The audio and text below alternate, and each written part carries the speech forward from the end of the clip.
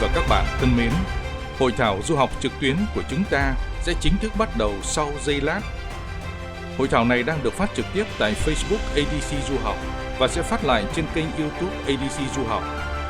Quý vị hãy like và đăng ký ở dưới phần bình luận của YouTube ADC Du học để được theo dõi các hội thảo tiếp theo của chúng tôi. Trước khi bắt đầu hội thảo, xin mời các quý vị và các bạn cùng theo dõi một số hình ảnh về trường.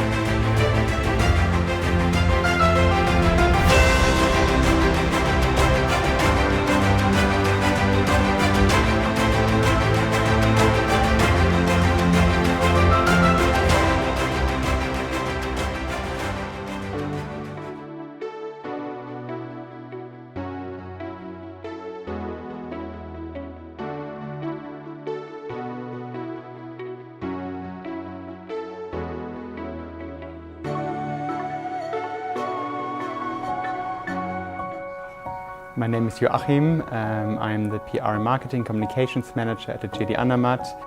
The JD_M.S is a game changer. We reshaped the standards and the expectations of five-star hospitality these days. We offer a very unique and special concept to our guests, from a very luxurious experience but in a very relaxed way, which can't really found within Switzerland or very rarely worldwide. For me, a successful employee is someone who is passionate about what he or she is doing, being a great host, living hospitality on a daily basis and going the extra mile for our customers. We have many students from B.H.M.S. and from my experience I just can say they get the right equipment to perform and to be ready for the market and the real life after their studies. And they also have the academic background, and during their internships at one of the hotels they will get the experience they need to be ready for the real market afterwards. On the third year and the current year, I managed to develop my skills enough to get a position in the JD_M.S hotel, which is a five-star property, focused mostly on high-end customers, which gives me a lot of opportunities for my future. The job is not easy. It's not easy at all because you have to work under pressure and you have to be strong enough mentally to do all the duties and to do everything on time and do all the work that you have to do. It's very important to be communicative, to communicate within your team. Secondly, it's very important to be patient and understanding to people, because you need to be open-minded, you need to talk to people, you need to hear them, to listen them, to be focused all the time, to be very well organized, and of course punctual. In Switzerland it's impossible not to be punctual. The best part about my job is when the guest comes to the checkout and we always have to ask him how was the stay, if everything was good. It feels really nice to me when the guest tells me that everything was nice, the food was perfect, the room is amazing, and we will come to the JD for sure next time. Right now I'm planning to find a job in Europe or Switzerland and continuing to improve myself in the hospitality industry. And I would like to stick with the front office departments as close to people as you can. And in the 5-7 years, I expect from myself to be head of the front office department in a five-star property or to manage a small boutique hotel. In 5 years, I see myself as the marketing manager of the international luxury company like BMW or Porsche. My recommendation for you would be love what you do, be passionate about what you do, go the extra mile, be an excellent host and work very hard on a daily basis.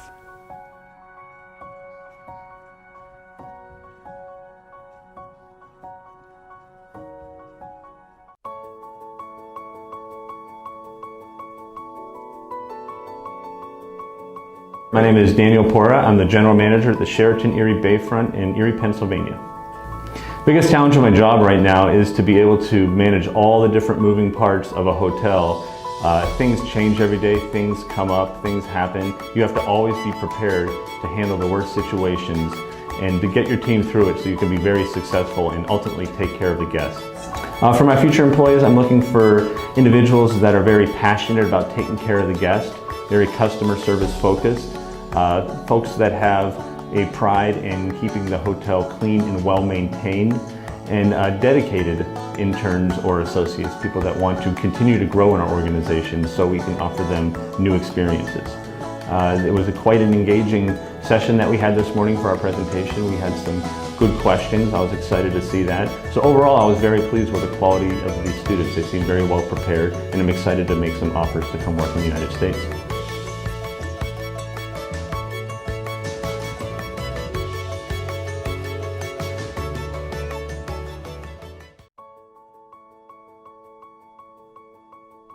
I am Cynthia Salinas. I'm the Director of HR at the Westin Austin Downtown Hotel, which is in Austin, Texas. What's really important to us when we're hiring someone, whether it's an intern or not an intern, it's going to be passion. You can have many skills and many assets and you're really good at something, but if you're not really happy doing it, it really shows. So we're looking for people that may never had experience in that field, but if they're willing to work hard, if they're committed, if they really want to take risks and they want to learn, that's really the importance of it. So we want passion. That's the main thing that we're looking for. Incredibly knowledgeable, they're ready. What I like that they're all very professional, but it's funny, I'm not a traditional interviewer, so the first thing I ask them is, tell me about yourself. I can read your CV all the time, I can memorize it, right? But when you're in front of me, I want to know who you are, your personality, because my job is to find the best fit for you back in the States. Everyone really loved that. They were like, oh, okay, yeah, I'll tell you about me. Like, I like cartoons, or I like to go shopping. And I'm like, oh, great, So they were really prepared, which I really appreciate. And they all knew what they wanted, which is also really important. You really need to know what you want and go after that. So they were all incredible.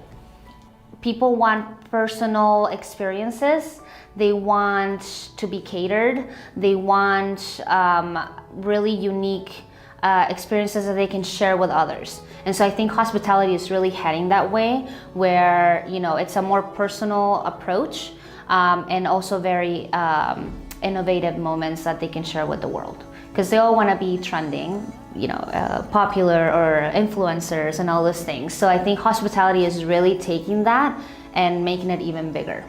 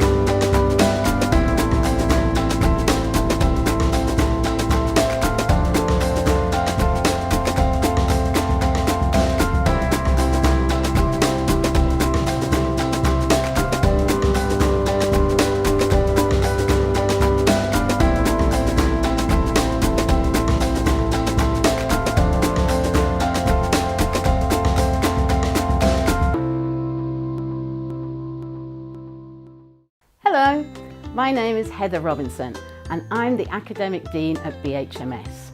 This means I have the rewarding job of working with you, the students, and also a fabulous international faculty team on a daily basis. Let me give you some further insights into what our education philosophy is all about. We know that you, our students of the future, will change jobs 12 to 15 times on average.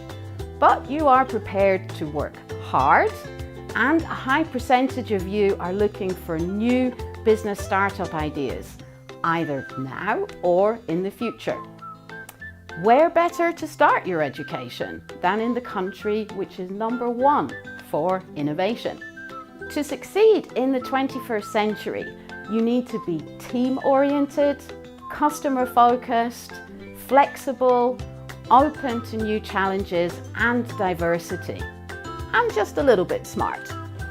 Having a UK university degree, studied here in Switzerland in a truly international environment, will open up doors and allow you to pursue your dreams. Through our undergraduate and postgraduate programs, we encourage your personal growth as young budding professionals, alongside your academic studies. We achieve this through quite an intimate learning environment, with an average class size of 20 to 25 students in theory lessons and 8 to 12 in language and practical labs. Yes, you have to pass a few exams and assignments along the way, but we also develop your confidence through presentations, role plays, and practical labs. You'll create papers, but also concepts, business plans, websites, and videos. It's not only about reading the books, but putting things into practice. One of the things I enjoy most about my job is seeing the student-led events where creativity, leadership, and organizational skills are really showcased. I'm constantly impressed at what you can do. With 3 specializations to choose from in global business, hospitality, or culinary, there is something for everyone looking to start their career in all the variety of the service sector. Where better than to start here? Hello future chefs and welcome to the B.H.M.S Culinary Academy.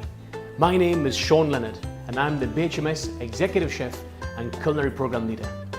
B.H.M.S offers great opportunities for students who wish to develop their culinary skills. A unique program which includes contemporary cooking methods, modern cuisine workshops, designing menus, creativity, entrepreneurship, and many more exciting courses. We challenge our students constantly, challenge and encourage them to participate in international competitions. Are you up for the challenge? Hi everybody, my name is Karen and I'm a 3rd year global business student. Today, I would like to invite you for a tour around B.H.M.S. Come with me. This is the reception. Here, we welcome our students. There's always a person here to answer all the students' questions 24/7. The students can get the post or package or to solve any problems. Now, follow me to the most delicious place in school.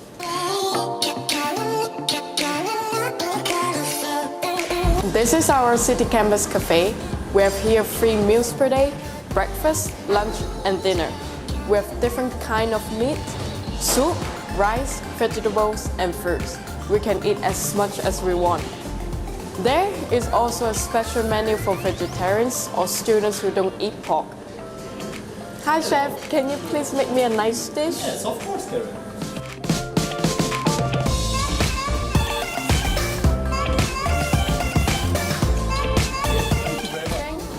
So now I'm going to show you our classroom. It's a bit snowy outside today, so grab your coat and come with me.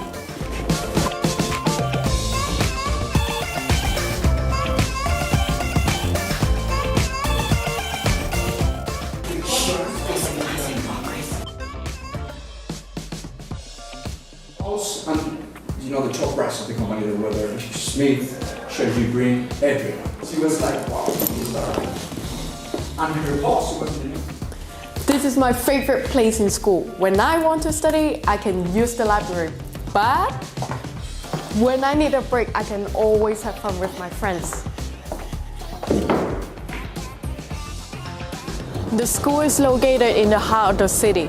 I'm at the Castle Kuch where students come to enjoy. Behind me, you can see the B.H.M.S campus, the city walls and how amazing Lucerne is. Come, I want to show you my room. This is the kitchen. When I'm hungry, I can always cook something delicious for me or my friends. Trisha is my roommate from the Philippines. And this is my beautiful bed. And here's Megan from Malaysia. The three of us share the room together. I'm so lucky to have them in my life because friends are forever.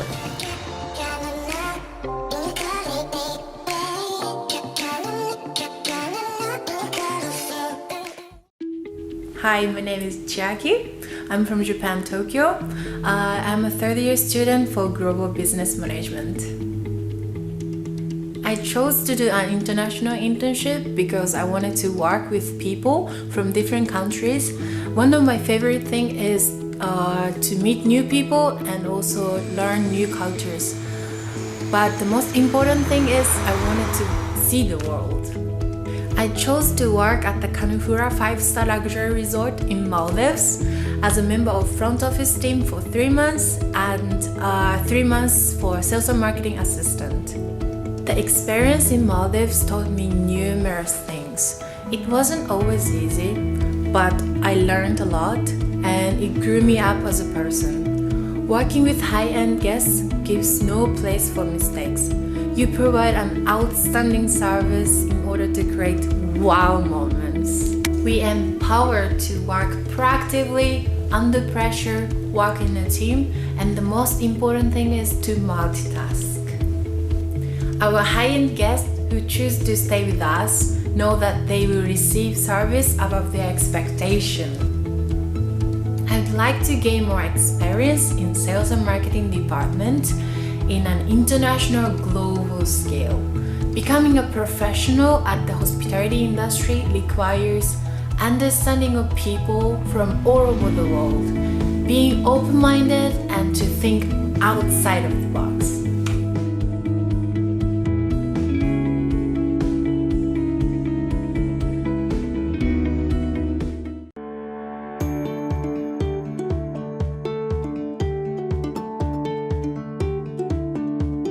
Hello, greetings from Lanzarote. My name is Ali and I'm from Lebanon.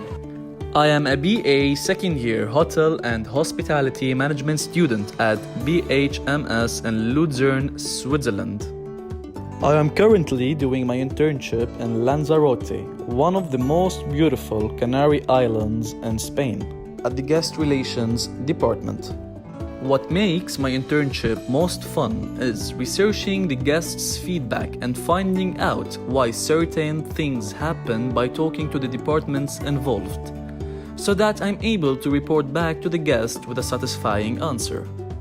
I got a lot of responsibilities, freedom, and space to develop and improve myself.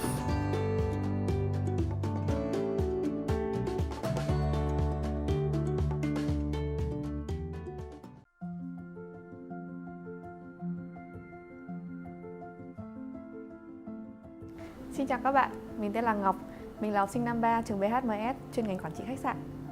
Lucerne là một thành phố khá là đặc biệt của Thụy Sĩ vì đây là một trong những địa điểm nổi tiếng và đón rất nhiều khách du lịch tham quan hàng năm từ khắp trên thế giới. Thực tế thì cuộc sống ở đây khá là yên bình và mọi người rất là thân thiện. Lucerne khá là nhỏ, mọi người đều có thể đi đến các địa điểm giải trí như nhà hàng, khách sạn, bảo tàng hay quán cà phê bằng cách đi bộ. Hoặc nếu như các bạn muốn đến những địa điểm xa hơn như những trung tâm thương mại lớn hơn chẳng hạn thì có thể sử dụng xe buýt vì ở đây nó khá là phổ biến. Theo mình thì Lucerne là một thành phố khá là đáng sống và bạn nên đến một lần trong đời. Lý do mình chọn trường B.H.M.S là bởi vì chương trình học ở đây khá là độc đáo. Mỗi một năm học cùng có 4 kỳ, mỗi kỳ có 5 tuần và giữa mỗi kỳ đều có một tuần nghỉ ngơi để cho chúng mình có thể có thời gian đi khám phá Thụy Sĩ và hoặc những nơi khác trên châu Âu chẳng hạn. Điều mình khá là thích ở trường là sự kết hợp giữa lý thuyết và thực hành, với 6 tháng học ở trường và 6 tháng thực tập ở Thụy Sĩ hoặc là những nơi khác trên thế giới.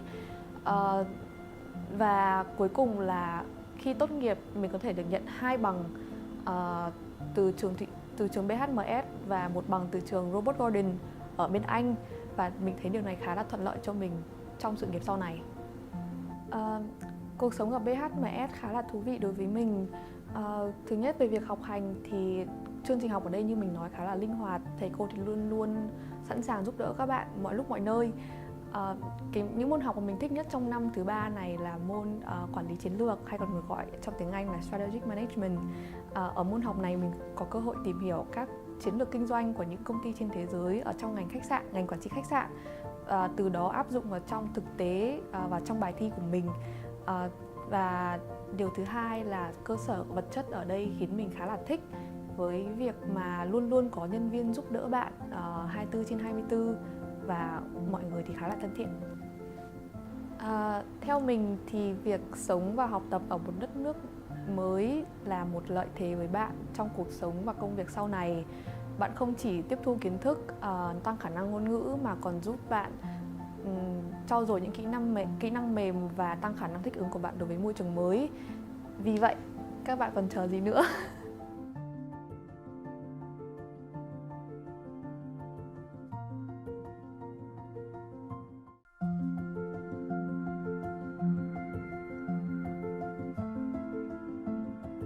Hi everyone, my name is Mia.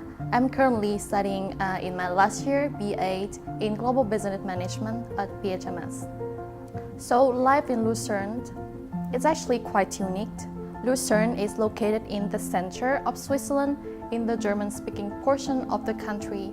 However, it is common for everyone to speak English here. And Lucerne is a beautiful and peaceful city with lakes and mountains, which is different from other cities in the world. Therefore, there's a lot of tourists coming to Lucerne every year from all over the world. In Lucerne, everything is within walking distance.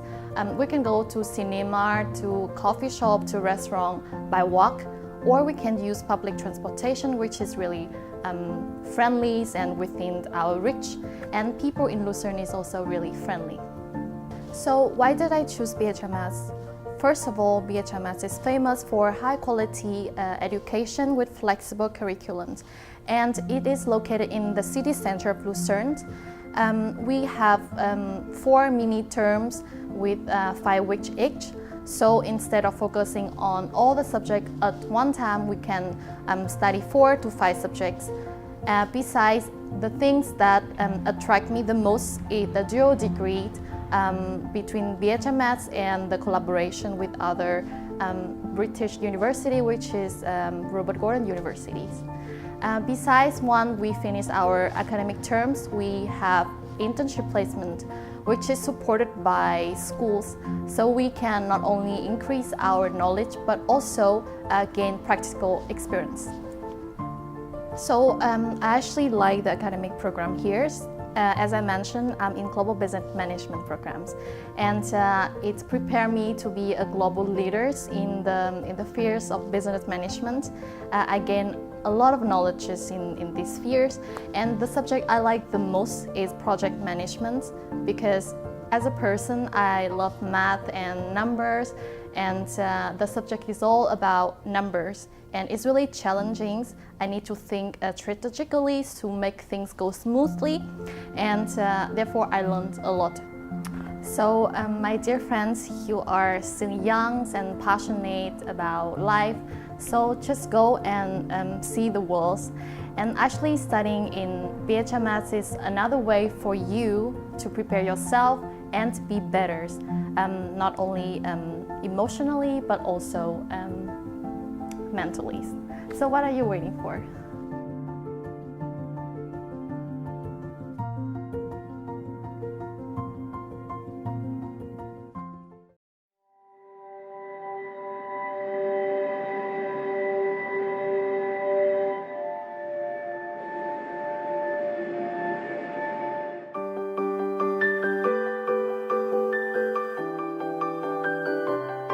The thing I love the most is the challenge that it gave me. Constantly, the school made me go out of my comfort zone. Fun classes, night clubbing, working in the different countries, having internship in the different countries, and also here, so that's great. Overcoming all of the obstacles which I have emotionally, mentally, physically during an internship. Since day one, I have felt at home. I came from abroad and I didn't know where I wanted to go, and the minute I stepped foot into B.H.M.S, I knew I was home. Soon you become university degree holders and will be part of tomorrow's business leaders. Your life starts now. You are a leader. You need to work hard. The only place where success comes before the work is in the dictionary. And all that stands between you and the top of the ladder is the ladder. We're the champions. I hope today and also tomorrow.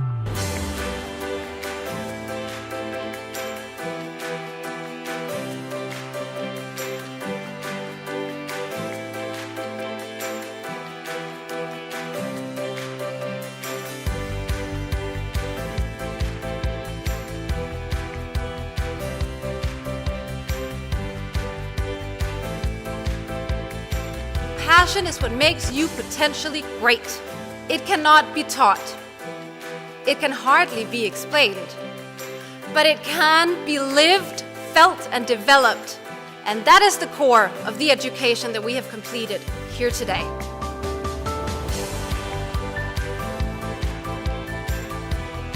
Ladies and gentlemen, let me introduce you the newest alumni class 2019.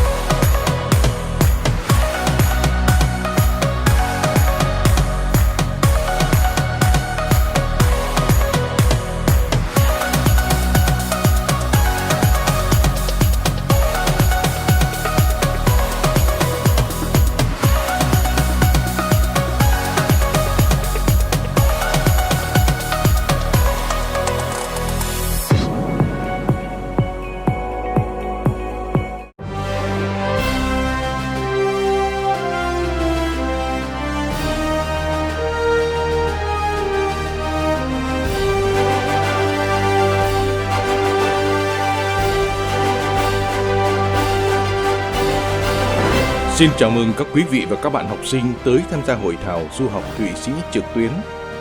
Giới thiệu Trường Quản lý Khách sạn và Kinh doanh B.H.M.S. Hội thảo này do Trường Quản lý Khách sạn và Kinh doanh B.H.M.S và ADC Du học đồng tổ chức. Thưa quý vị và các bạn, nằm ở trung tâm châu Âu, Liên bang Thụy Sĩ được coi như trái tim của châu Âu, điểm nối Bắc Nam châu Âu, giáp với Ý, Áo, Đức, Pháp, Công quốc Liechtenstein. Thụy Sĩ chính là điểm giao thoa văn hóa trọng điểm của châu Âu. Thụy Sĩ là một trong những quốc gia đẹp nhất ở châu Âu và đặc biệt nổi tiếng với dãy núi Alper tráng lệ và những hồ nước rực rỡ. Thụy Sĩ có nền kinh tế phát triển cao, là một trong những quốc gia có chất lượng sống tốt nhất thế giới và cuộc sống thanh bình cùng nhiều phong cảnh thiên nhiên hùng vĩ.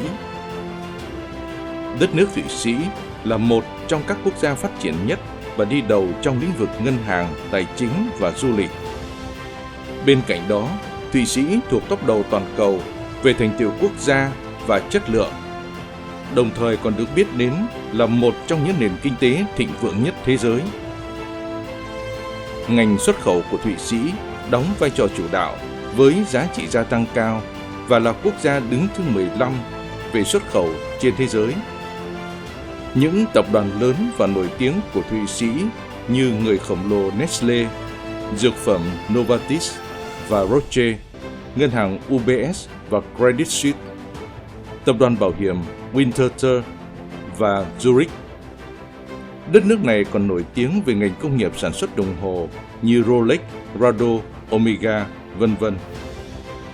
Thụy Sĩ là quốc gia trung lập và yên bình, nên Thụy Sĩ có điều kiện tập trung phát triển kinh tế hơn các quốc gia khác, nên được chọn làm nơi đặt trụ sở chính của Hội Chữ Thập Đỏ Quốc tế, Tổ chức Thương mại Thế giới, vân vân.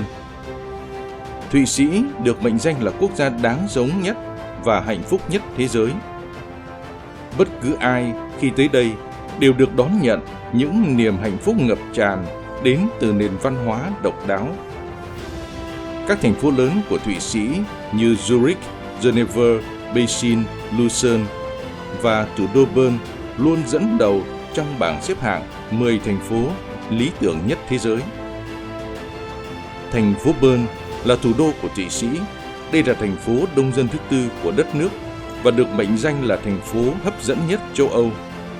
Chắc hẳn bạn sẽ bất ngờ trước nhịp sống bình lặng của thành phố ngàn tuổi này. Thành phố Lucerne ở vị trí trung tâm của Thụy Sĩ.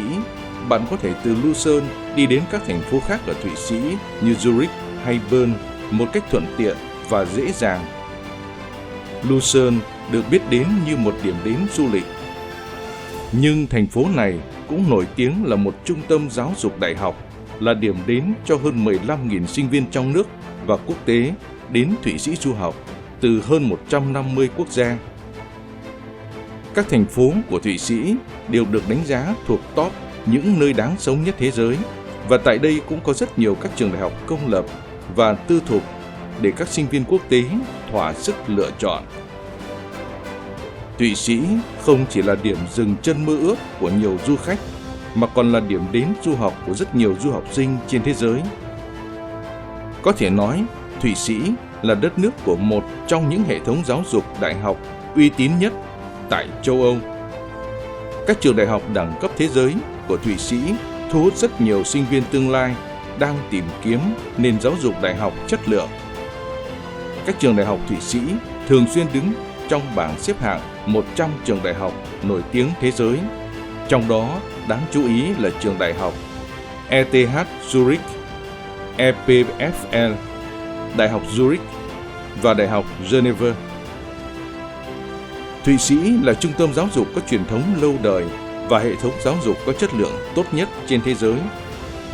Thụy Sĩ có hệ thống giáo dục danh tiếng với bằng cấp có chất lượng đào tạo kỹ thuật cao. Hầu hết những trường đại học của Thụy Sĩ do chính phủ bang quản lý, bao gồm trường đại học Beijing, trường đại học Lucerne, trường đại học Geneva, trường đại học Zurich, trường đại học Fribourg và trường đại học Neuchâtel. Với chất lượng giáo dục tuyệt vời và nổi tiếng của Thụy Sĩ, hàng năm quốc gia này đã thu hút rất nhiều sinh viên từ khắp nơi trên thế giới đến Thụy Sĩ để học tập, đặc biệt là chuyên ngành kinh doanh và quản lý nhà hàng khách sạn. Trong chương trình hôm nay, chúng tôi xin trân trọng giới thiệu Trường Quản lý Khách sạn và Kinh doanh B.H.M.S. Trường Quản lý Khách sạn và Kinh doanh B.H.M.S. là thành viên của Tập đoàn Giáo dục Benedict, một trong những tổ chức giáo dục lâu đời và lớn nhất của Thụy Sĩ. Tập đoàn Giáo dục Benedict có 8 cơ sở ở Thụy Sĩ và hơn 15.000 sinh viên đang theo học tại các cơ sở của tập đoàn. Hiện nay, Tập đoàn Benedict có hơn 50 trường trên toàn thế giới. Khuôn viên của Trường Quản lý Khách sạn và Kinh doanh B.H.M.S. có 5 tòa nhà, tọa lạc tại trung tâm thành phố Lucerne. City Campus, nơi ở chính của sinh viên, nằm ngay bên cạnh khu phố lịch sử của Lucerne, bên dòng sông nổi tiếng Royce, với 4 tòa nhà khác trong khuôn viên của trường.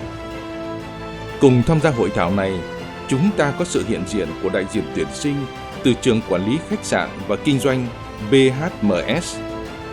Chúng tôi xin được hân hoan chào mừng và trân trọng giới thiệu ông Andrew Hounslow, Giám đốc tuyển sinh phụ trách khu vực châu Á của trường. Ladies and gentlemen, we are delighted to introduce and welcome our speaker today, Mr. Andrew Hounslow, Sales Marketing Manager, Asia from B.H.M.S. Ladies and gentlemen, please welcome Mr. Andrew Hounslow. Ông Trương Đỗ và tôi là Tuấn Phạm từ ADC Du học sẽ đồng hành cùng quý vị và các bạn trong hội thảo ngày hôm nay. Trong hội thảo này, quý vị và các bạn sẽ cùng theo dõi phần trình bày của ông Andrew, đại diện tuyển sinh của trường với các nội dung chính sau đây. Giới thiệu về Trường Quản lý Khách sạn và Kinh doanh B.H.M.S, thông tin về điều kiện, thủ tục tuyển sinh, chi phí học tập, học bổng dành cho sinh viên quốc tế và nhiều thông tin thú vị khác. Phần cuối của chương trình, như thường lệ, sẽ là chuyên mục hỏi và đáp. Quý vị có thể đặt câu hỏi trong phần bình luận dưới video này. Chúng tôi sẽ cố gắng trả lời nhiều nhất trong phần cuối của chương trình. Bây giờ, chúng ta cùng theo dõi phần trình bày của ông Andrew Hounslow, Giám đốc tuyển sinh khu vực châu Á của trường. Chúng ta sẽ cùng bắt đầu phần trình bày của ông Andrew. Mr. Andrew, let's start our seminar today, please.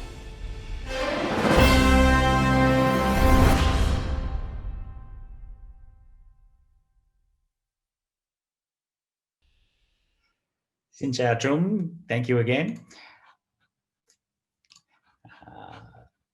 I'll just start sharing the screen. So thank you guys for giving us a bit of time today. Andrew is my name. I'm the Sales and Marketing Manager from B.H.M.S. And today I'm going to talk to you a little bit about some opportunities we have for you in studying in Switzerland. But beginning with the reason why people start to study in Switzerland in the first place. The B.H.M.S, or the Swiss education concept, which has been around now for many, many years, for actually more than 100 years now. But primarily the largest difference is we don't just teach from a book. We teach you from the book. We teach you obviously the skills you need, but then we get to use those skills in a real life circumstance. We find you a job. You work, you earn money, and you learn in practice what you learn from the books in the school. This is the way Swiss has taught for many, many years, and it will continue to be so, which is why we are so successful. Xin kính chào tất cả quý vị và các bạn đang theo dõi buổi hội thảo ngày hôm nay. Tên tôi là Andrew, là đại diện tuyển sinh của trường B.H.M.S Thụy Sĩ. Trường B.H.M.S là thuộc tập đoàn Benedict và có tuổi đời trên 100 năm.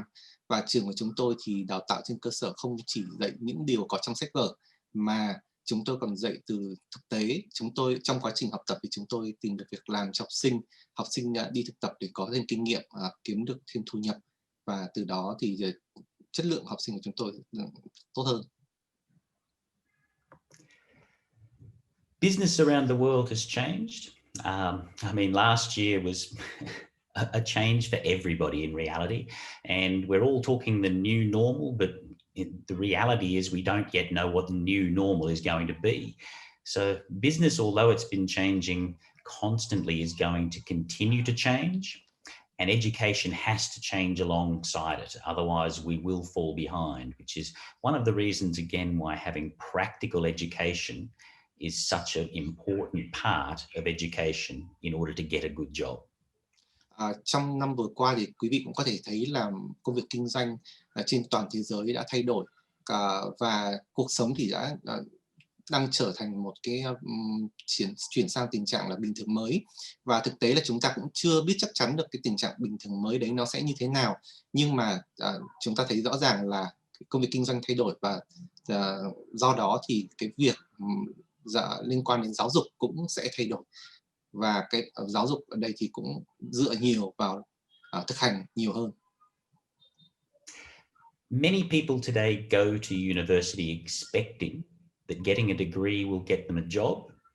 Unfortunately, the degree isn't enough. And we've found now that people without any real working experience, when they've graduated, are finding it very, very tough to get work. And that's one of the reasons why we make it a bit easier to find work in the end. Sinh viên khi mà đi học ở trường đại học thì thường mong muốn là sẽ có được một tấm bằng và kiếm được việc làm. Tuy nhiên, sẽ rất là khó khăn cho sinh viên ngày nay nếu chỉ có được tấm bằng mà không có kinh nghiệm làm việc. A little bit of fun just for the moment, Trung, is what's Switzerland famous for? I mean, there's a lot of different places around the world, but Switzerland, we tend to see a lot of different parts of Switzerland in places like airports and high-end small products, chocolates, cheese, things like Swiss Army knives, banking, watches. I mean, we've even got snow skiing, trains. Being on time is something we're very famous for, but also the Swiss education system, which is what I was just describing. Đất nước Thụy Sĩ thì rất là nổi tiếng với nhiều lĩnh vực, từ đồng hồ tới sô-cô-la, phô mai cho tới kinh tế và tài chính, ngân hàng, và nền giáo dục của chúng tôi thì cũng vậy.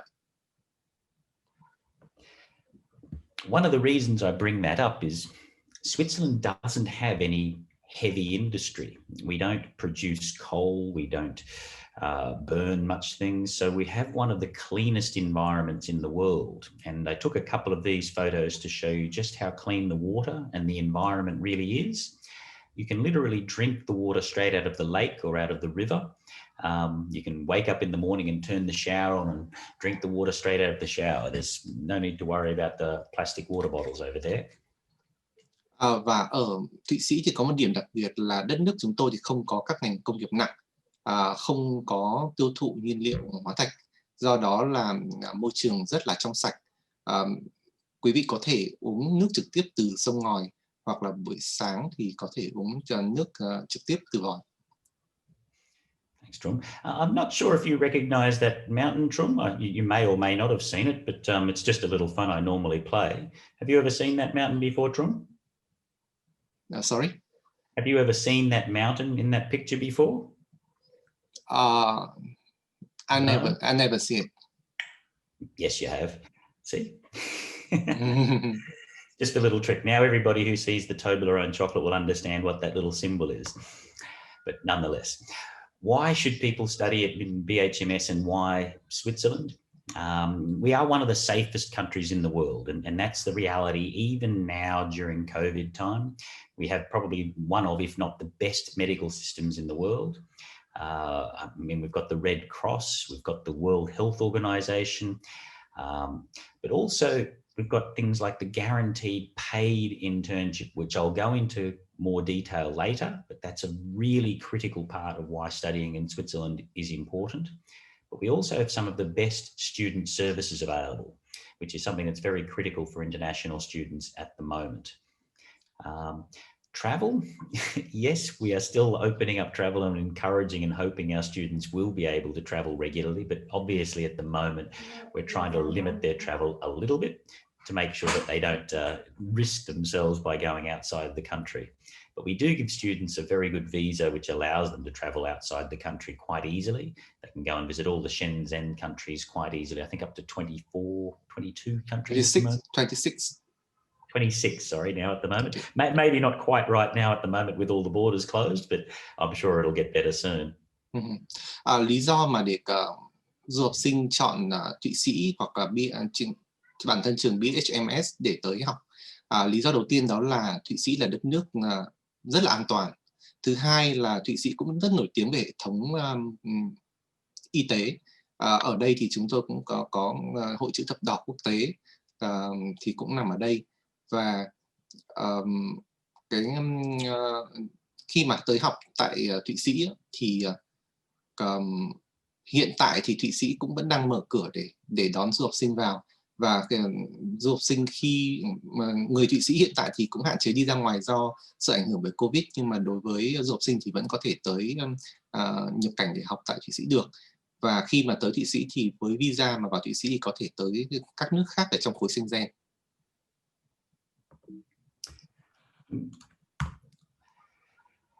Of the statistics from the last couple of years, something that I find exciting but a lot of people don't really talk about enough is the fact that we are an extremely multicultural school. One of the reasons why our students become so well developed and work so well across different countries in different businesses, because they work with, they eat with, they live with, they do assignments with students from virtually every country. We're not a big university, only about 1,100 students total. And within that 1,100 last year, I think it was, we hit 95 different nationalities. Obviously, it varies with the different intakes, but we are very proud of the fact that we keep students from many, many different countries. And we don't actually have large groups of students from any one nationality, which I believe is kind of important because we want students to interact between the different nationalities. Andrew, kindly open your PT file on the projection mode. It's just in editable mode. Sorry, say again? Just open your PT file on the projection mode. Again? Is that correct? No, nothing changed. Hang on, I'll stop sharing and reshare. Okay, just stop sharing. Yep, there you go. And I'll share the screen again. Okay, that's fine now. Excellent. The joys of online. Oh, there you go. Okay. Can you go back to the previous page? Sorry, yes, just the numbers as I mentioned. So. Trong phần trình bày vừa rồi của ông Andrew thì có một ý nữa tôi cũng muốn bổ sung, đó là ở Thụy Sĩ thì các bạn sẽ được đảm bảo chương trình thực tập có trả lương, và đến cái ở trang tiếp theo đây thì là các con số thống kê. Thì trường B.H.M.S đã có 90 năm hoạt động và có khoảng 1.100 sinh viên, thì với từ 95 quốc gia khác nhau trên thế giới đến. Do đó là không có một cái nhóm sinh viên nào quá lớn ở trong trường cả, mà các nhóm sinh viên đều rất là nhỏ và có nhiều quốc gia khác nhau. Now, this is the bit that my boss, the president of the university, has been talking about since the beginning of the university, so I have to do this part, otherwise I get in trouble. But it actually is still relevant today. The four real differences between studying at B.H.M.S and other universities. The first one, maybe not so different, is a quality education.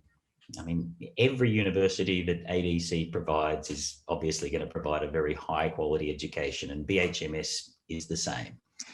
But really the second one, which is, as I mentioned earlier, the guaranteed internships, is a real point of difference. Studying in Switzerland particularly, but at B.H.M.S, we guarantee that we will find you a high quality internship where you'll be able to use your skills.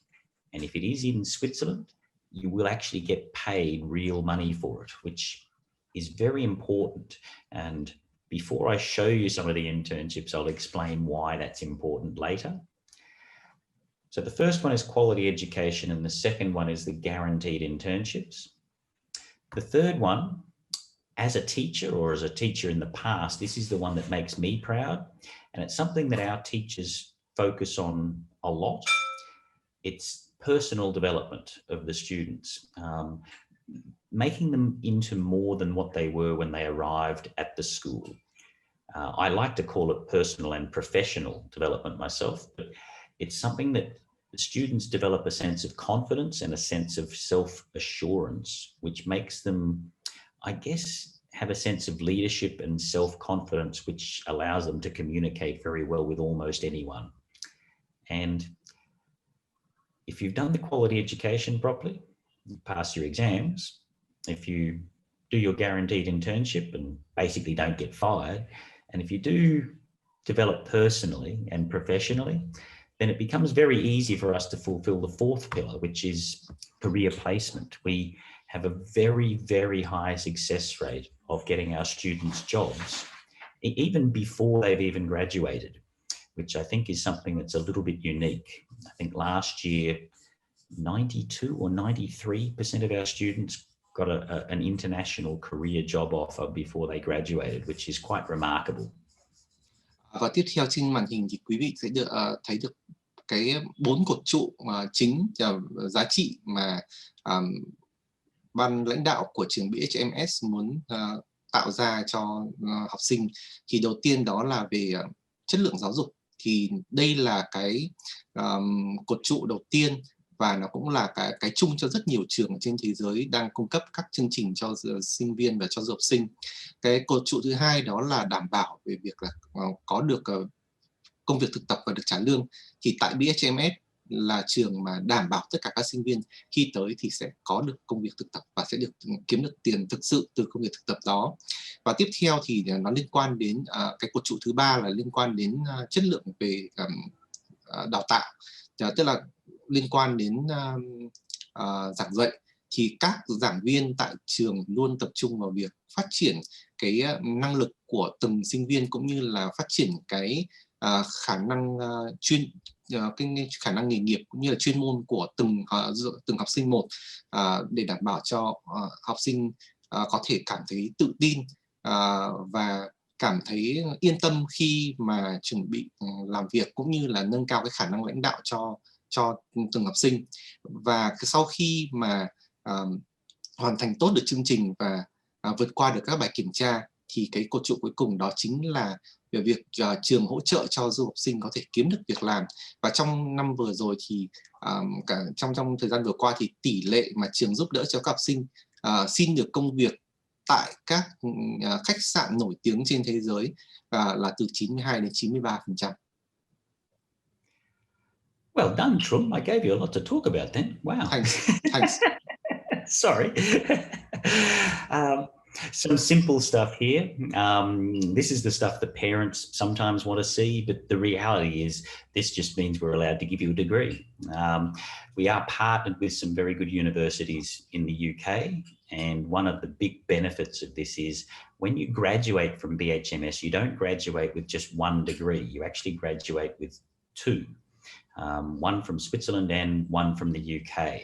And there are exceptional circumstances as well where you can even graduate with a third degree out of Vietnam if you actually do a crossover program too. But I'll let them talk to you guys about that later if necessary. But the reality is here, Robert Gordon University is what most students will get their bachelor's certificate from, the bachelor's degree. And York St John University in the UK is where the master or the MBA degree comes from. So the dual degree is a very, very high benefit, particularly on a CV at this point in time. Và tiếp theo đó là về mặt bằng cấp thì ngoài khi du học sinh sau khi mà tốt nghiệp tại trường B.H.M.S thì không chỉ nhận được có bằng cấp của trường B.H.M.S mà sẽ nhận được một bằng cấp nữa của Anh Quốc do một trường tại Anh Quốc cấp bằng. Thì và xa hơn nữa thì thậm chí là sinh viên còn có thể có được một tấm bằng thứ ba là từ một trường tại Việt Nam khi mà tham gia các chương trình liên kết giữa B.H.M.S với các trường tại Việt Nam.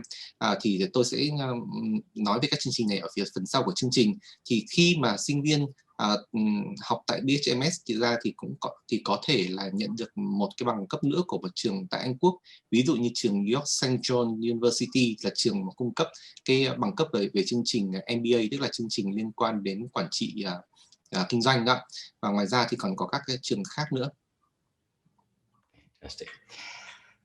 So down to the real stuff, the two main degrees that we run usually, and we have usually 8 separate intakes for these degrees.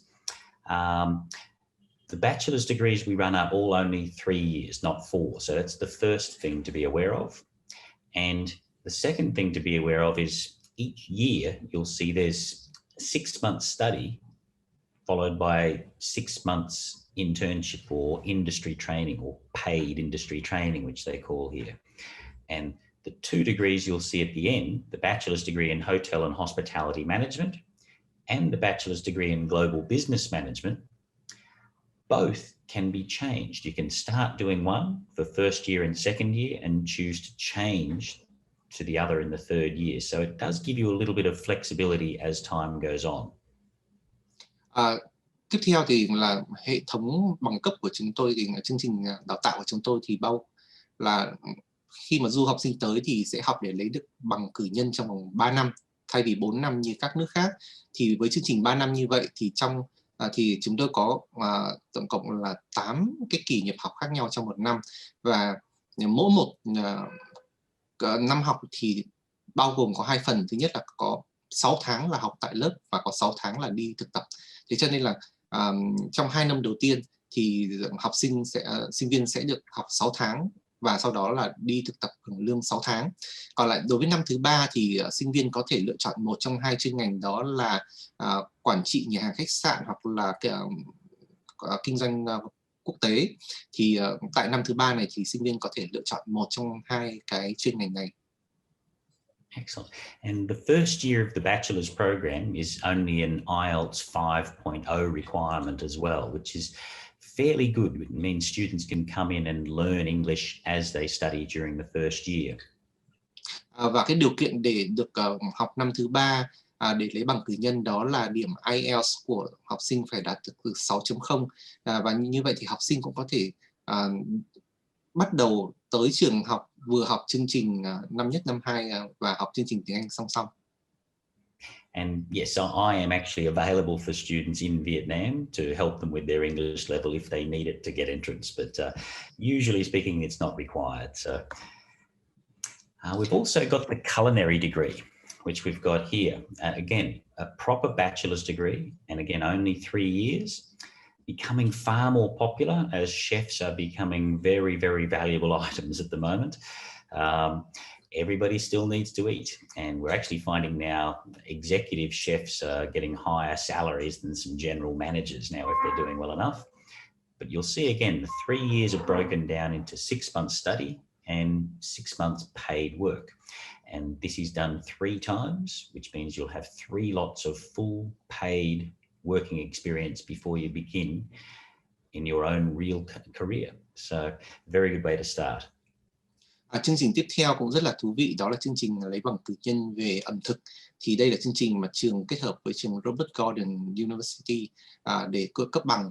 Thì cũng tương tự như chương trình trước đây thì chương trình này cũng được đào tạo trong vòng 3 năm để lấy bằng cử nhân. Thì trong 3 năm đó thì mỗi một năm học sinh chỉ phải học có 6 tháng thôi. Còn lại là 6 tháng còn lại sẽ đi thực tập hưởng lương. Như vậy trong vòng 3 năm học, học sinh sẽ có tới 3 kỳ thực tập được hưởng lương.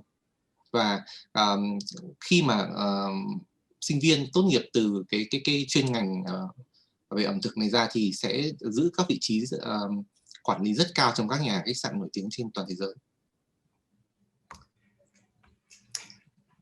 Now, the master's degree. This is something I'm actually personally looking at upgrading my own education a little bit shortly with this, but it's a very, very high quality degree which leads you into some amazing career opportunities.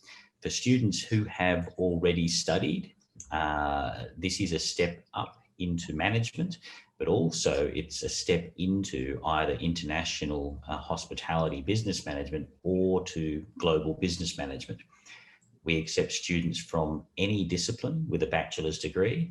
They can come and study with us for only 6 months. We then find them 6 months work in an internship where they'll get paid, I believe, around $2,500 per month. So after they've studied for 6 months, they work for 6 months in Switzerland, and then we help them find a new job, which is a very powerful, again, degree because it gives you 2 degree certificates in less than 1 year. That means student can get the master degree from B.H.M.S. and the other university. From Robert Gordon as well, yes. Okay, You get a master's degree from B.H.M.S. Okay, got it. Chương trình tiếp theo đó là chương trình lấy bằng kép ở bậc thạc sĩ. Thì đối với bậc thạc sĩ, trường B.H.M.S. cũng kết hợp với trường Robert Gordon để đào tạo trong vòng 1 năm. Thì chương trình thạc sĩ này sẽ đào tạo 2 cái chuyên ngành nhỏ, đó là quản trị kinh doanh khách sạn quốc tế hoặc là quản trị kinh doanh quốc tế, thì điều kiện để vào chương trình thạc sĩ này là sinh viên chỉ cần tốt nghiệp bậc cử nhân ở bất kỳ chuyên ngành nào. Sau đó sinh viên sẽ được vào học trong vòng 1 năm. Thì trong vòng 1 năm đó sinh viên cũng chỉ học có 6 tháng thôi, còn 6 tháng còn lại thì sẽ đi thực tập hưởng lương và sau đó sẽ được trường sắp xếp công việc. Và khi mà tốt nghiệp thì sinh viên sẽ được nhận 2 tấm bằng thạc sĩ, một là từ B.H.M.S và một là từ trường Robert Gordon. And then for students who are already working or who've got some previous working experience and are looking to move up into general management roles or CEO roles, then we have the MBA degree. A pretty powerful degree, this one, and it's not a simple degree to pass. It's been squeezed from what used to be 2 years, almost down into 6 months of study. So it's a very intensive study time, followed by, again, 6 months of internship.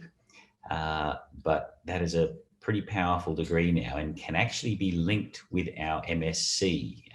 And if students are interested in studying for 1.5 years, potentially we can offer them an MSc and an MBA degree at the same time.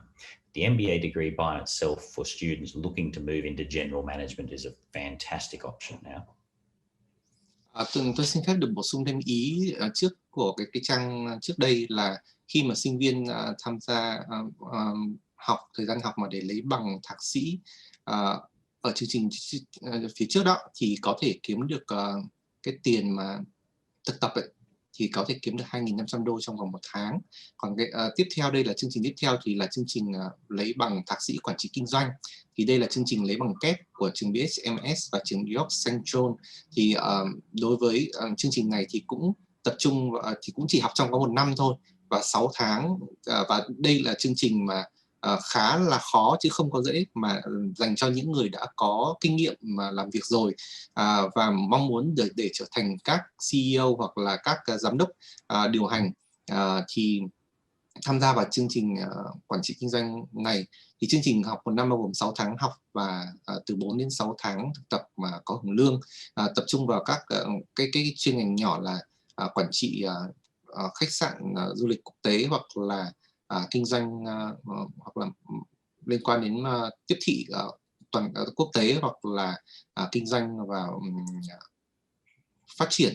Thế thì trường cũng cung cấp cho các bạn một cái lựa chọn nữa là các bạn có thể lấy đồng thời 2 bằng, một bằng master tức là bằng thạc sĩ của cái chương trình phía trước đó, và cái bằng của MBA là quản trị kinh doanh, bằng quản trị nhà khách sạn và bằng MBA trong vòng 1 năm rưỡi.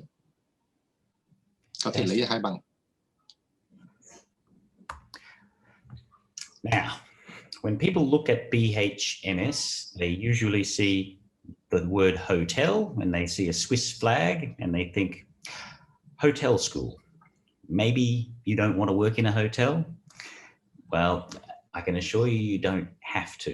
A hospitality management degree or a global business management degree basically opens the door to almost any career within the service sector.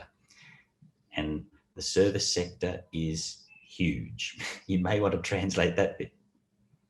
Và tiếp theo là cơ hội là công việc trong lĩnh vực liên quan đến lĩnh vực nhà hàng khách sạn. Các bạn thông thường khi mà học chương trình liên quan đến nhà hàng khách sạn thì nghĩ rằng là mình học xong ra thì chỉ có làm việc ở trong các khách sạn lớn thôi. Nhưng thực tế là không phải, mà khi các bạn học các chương trình này thì cơ hội các bạn là nằm trong các ngành dịch vụ. Yeah, we use hotels a lot to train students and to teach business. But essentially, we're teaching business and skills that will work across almost any industry.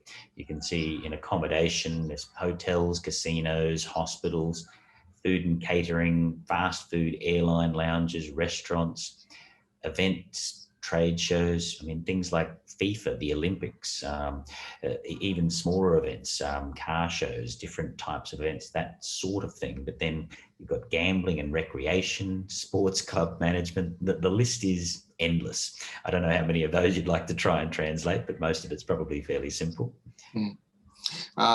Thực tế là chúng tôi sử dụng cơ sở vật chất của các khách sạn để đào tạo cho sinh viên, nhưng mà những cái kỹ năng và những cái kiến thức này cũng có thể áp dụng cho các cái lĩnh vực khác, ví dụ như là các cơ sở liên quan đến giải trí như là casino, các nhà hát, các câu lạc bộ, thậm chí là cả các trận đấu liên quan đến Olympic, hoặc là các cái homestay, quản lý nhà homestay, nói chung là cả sân bay nữa, thì nó và trong cả lĩnh vực ăn uống, nhà hàng khách sạn, nó rất là nhiều lĩnh vực khác nhau. Then you've got other things, you know, luxury services. We do a lot of jobs into luxury brands. I just got a girl a job in Chanel in Zurich. Actually, it's a really good job. But transport, airlines, trains, planes, taxis, Uber, Grab, all of these things are money making at the moment, and freight obviously is a large part of that. But travel and tour operations, airlines, and again, business. Every form of business, logistics, finance, real estate, marketing, training, HR. There's so many different jobs available in the service sector.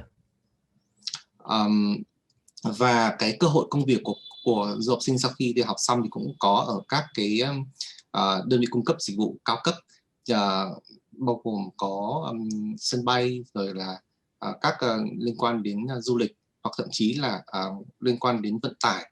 Thì các cái ngành mà đang phổ biến hiện nay như là Uber hay là Grab, các cái hay là taxi thì đều rất là đang là thịnh hành về công việc của các cái ngành này.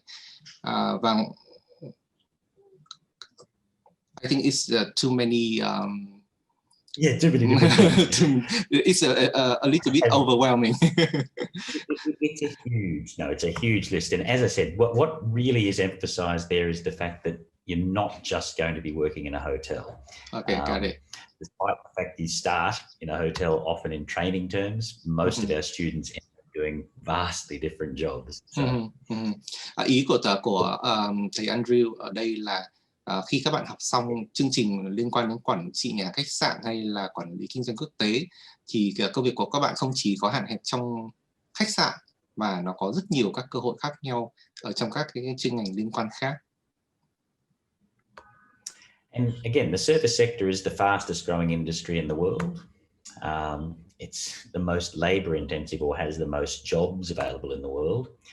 And something that we're very aware of as a school is the thing that's missing is local management, management opportunities, particularly at the moment. People are looking for younger, newer management across a range of very large corporations.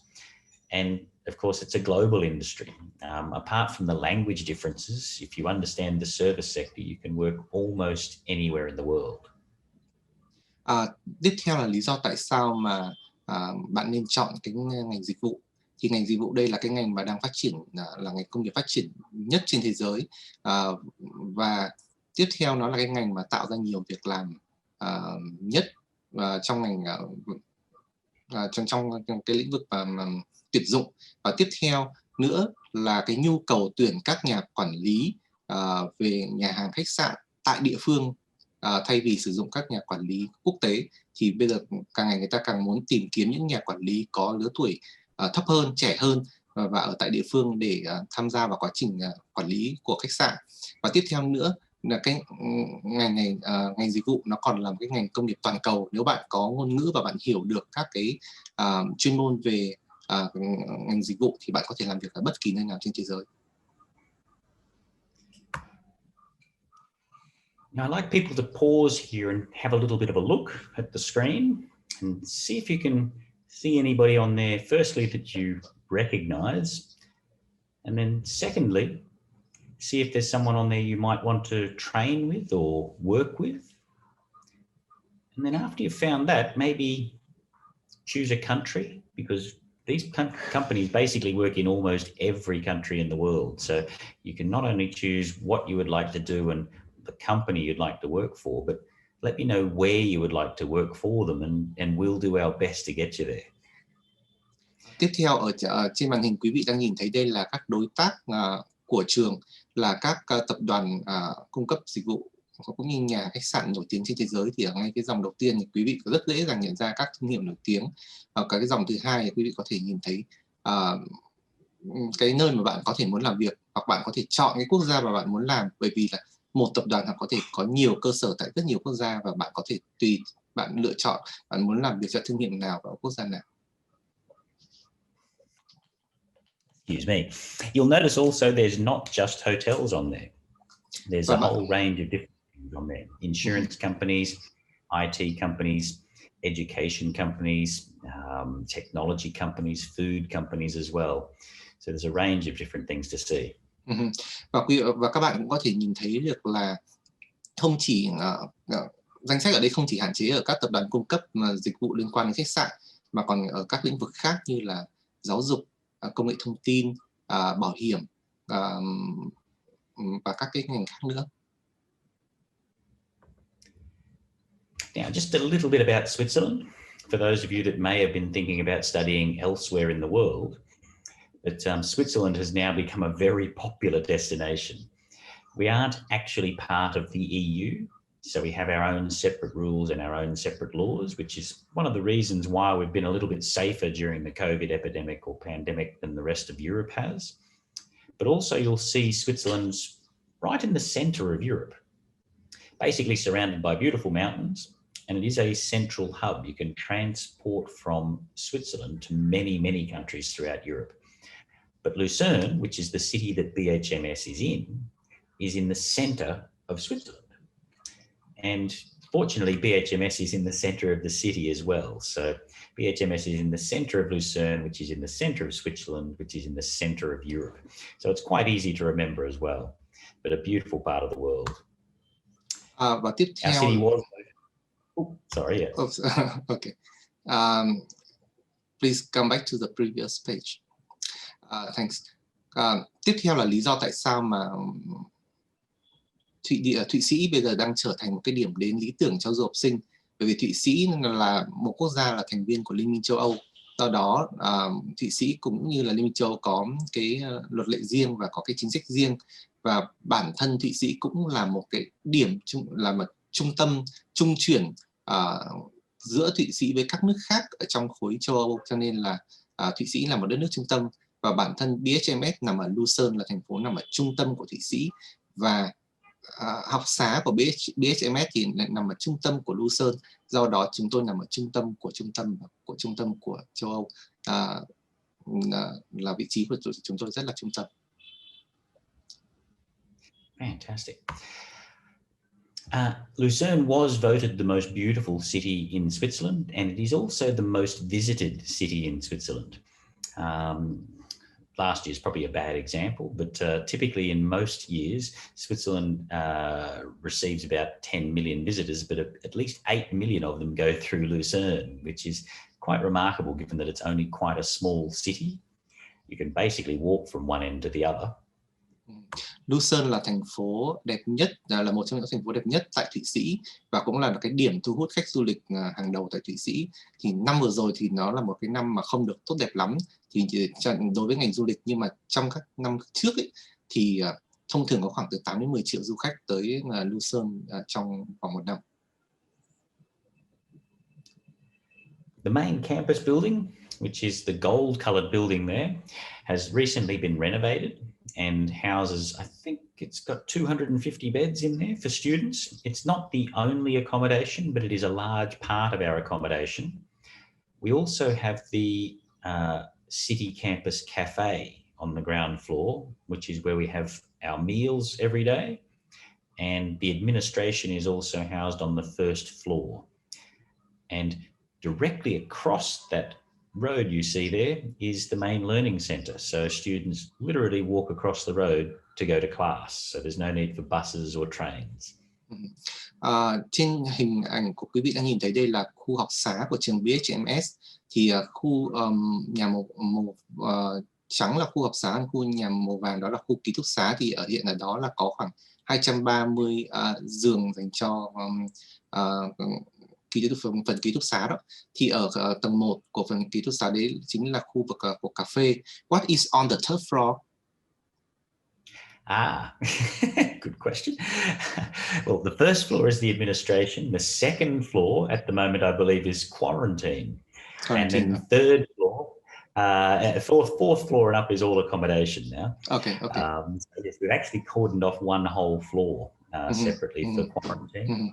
Ở phần tầng 1 của học xá thì là khu cà phê, còn đối với phần ký túc xá thì tầng 1 là khu dành cho khu vực quản lý. Khu vực thứ hai thì hiện tại là khu vực cách ly dành cho học sinh đối với dịch Covid-19 mà cần cách ly đó. Và ở từ tầng 3 trở lên thì nó là khu vực ở của các du học sinh. Và các khu nhà này thì chỉ cách nhau có một quãng phố thôi, cho nên là sinh viên có thể chỉ cần đi qua đường là tới nơi học rồi. Unfortunately for Vietnamese students going to Switzerland, you're not going to go into quarantine. And I'm the same. If I go to Switzerland, I won't be quarantined, but I want to be quarantined because then you get your own private studio room and service to your door. They bring food to you all the time. It's great. Và một cái okay. I will say that. Khi mà một điều đặc biệt đối với du học sinh Việt Nam khi tới Thụy Sĩ du học đó là sẽ không phải cách ly. Okay, please go ahead. The classes we've got are usually very small. The example I've got behind isn't post-COVID, I must admit. That's actually a packed classroom. But yes, the classes we've got actually now have about 15 students per class, which allows us to maintain social distancing. But it is also very good for the students to have small classes, which means that they get personal attention from the teachers. But we've always had that, so it makes for a better learning experience. Hiện tại thì chúng tôi duy trì sĩ số ở các lớp khoảng 15 học sinh, là sĩ số khá nhỏ để giúp cho việc duy trì việc giãn cách xã hội trong dịch, cũng như là đảm bảo là sinh viên được nhận được sự quan tâm của giảng viên cho tới từng người một. We include service classes, things like wine classes, so people learn how to obviously host a dinner. And we also have the option for students to actually attend some of the culinary classes or work in the kitchen alongside our Michelin star chefs if they so choose to do so, just in their own free time to pick up some practical cooking skills if they choose. And there's no charge for any of that too. Các du học sinh khi học tại đây thì cũng có cơ hội được học các khóa học miễn phí, bao gồm có ngoài cái chương trình chính ấy, thì có cơ hội để được tham gia mà cái phòng dịch vụ là nơi mà tổ chức các cái bữa tiệc tối, hoặc là sinh viên cũng có thể tham gia một lớp nấu ăn mà ở đó có các đầu bếp mà Michelin tham gia giảng dạy ở đó, và cái khóa học này là miễn phí. Our restaurants. This is the main restaurant you'll see here. City Campus Cafe, where students are given a buffet breakfast and buffet dinner every day, and a set menu lunch with multiple choices. But every day there's an option of noodles, rice, pasta, different types of meat, vegetarian dishes as well. We need to cater for 95 different nationalities. So obviously there's a lot of different food types and needs there, but basically students are never going to go hungry. And that's again all part of the tailored price. Trên trên màn hình quý vị đang nhìn thấy đây là khu vực nhà hàng, quán cà phê của học xá tại trung tâm thành phố. Thì ở đây chúng tôi có buffet dành cho bữa sáng và bữa tối, và set menu dành cho bữa trưa, và chúng tôi cung cấp đa dạng rất là nhiều các loại món ăn, từ mì cho tới đồ ăn chay, bởi vì ở đây chúng tôi có sinh viên tới từ 95 quốc gia khác nhau. The accommodation, these are the rooms in the main city campus accommodation, but they're very nice, better than a lot of the hotels that I've stayed in around the world, I must admit. But usually the accommodation will be shared. We encourage students to share with one or two other students. If it's a shared room with only 2 students, it'll be an open plan room, but every room has its own bathroom and kitchen. If it's a shared room with 3 or more students, there'll be a separate bedroom area plus a living space. So they're quite roomy. very well kept. But the students do need to keep their own rooms clean. We don't do housekeeping for them. We expect a little bit of responsibility to start from day one. Và ở trên hình đây thì đây là khu ký túc xá của học sinh tại khu học xá ở trung tâm thành phố. Thì ở đây học sinh có thể lựa chọn hoặc là chia sẻ phòng với 2 học sinh khác nữa, hoặc là ở các loại phòng khác là ở cùng với nhiều hơn hai sinh viên. Thì đối với loại phòng mà dành cho 3 sinh viên mà ở chung thì có một khu vực vệ sinh riêng. Còn đối với các cái phòng mà có nhiều hơn 3 người ở thì sẽ có khu vực vệ sinh chung ở phía bên ngoài. Và cái việc mà ở chung các cái phòng này thì sẽ giúp cho việc dọn dẹp nó cũng dễ hơn và không gian nó cũng rộng rãi. We also have every weekend excursions. We don't want students to be sitting at home bored. And part of what our university offers is, again, not just a degree or an academic education. We really want to show students a life experience that will give them something to take away from Switzerland to wherever they end up in the future. And the excursions are all over the place, up into the mountains, up to Zurich for a shopping spree. We take them up to Germany. We go to the Google head office. We go to the chocolate factory, all sorts of fantastic places. And again, this is all part of the total fee structure because we want students to feel included and not have to bring any extra money with them. Tiếp theo đó là các cái chương trình ngoại khóa mà trường chúng tôi dành cho các du học sinh. Có thể cho học sinh của chúng tôi thì thực hiện vào cuối tuần hoặc là các cái chuyến mà đi xa thì có thể là học sinh có thể được đưa lên núi để tham quan hoặc là đưa tới Zurich để mua sắm hoặc là tới thăm văn phòng của Google, hoặc là tức là chúng tôi muốn là học sinh tới đây không chỉ để học mà còn được trải nghiệm để có các cái kinh nghiệm tại cái đất nước mà sau này mà muốn làm việc.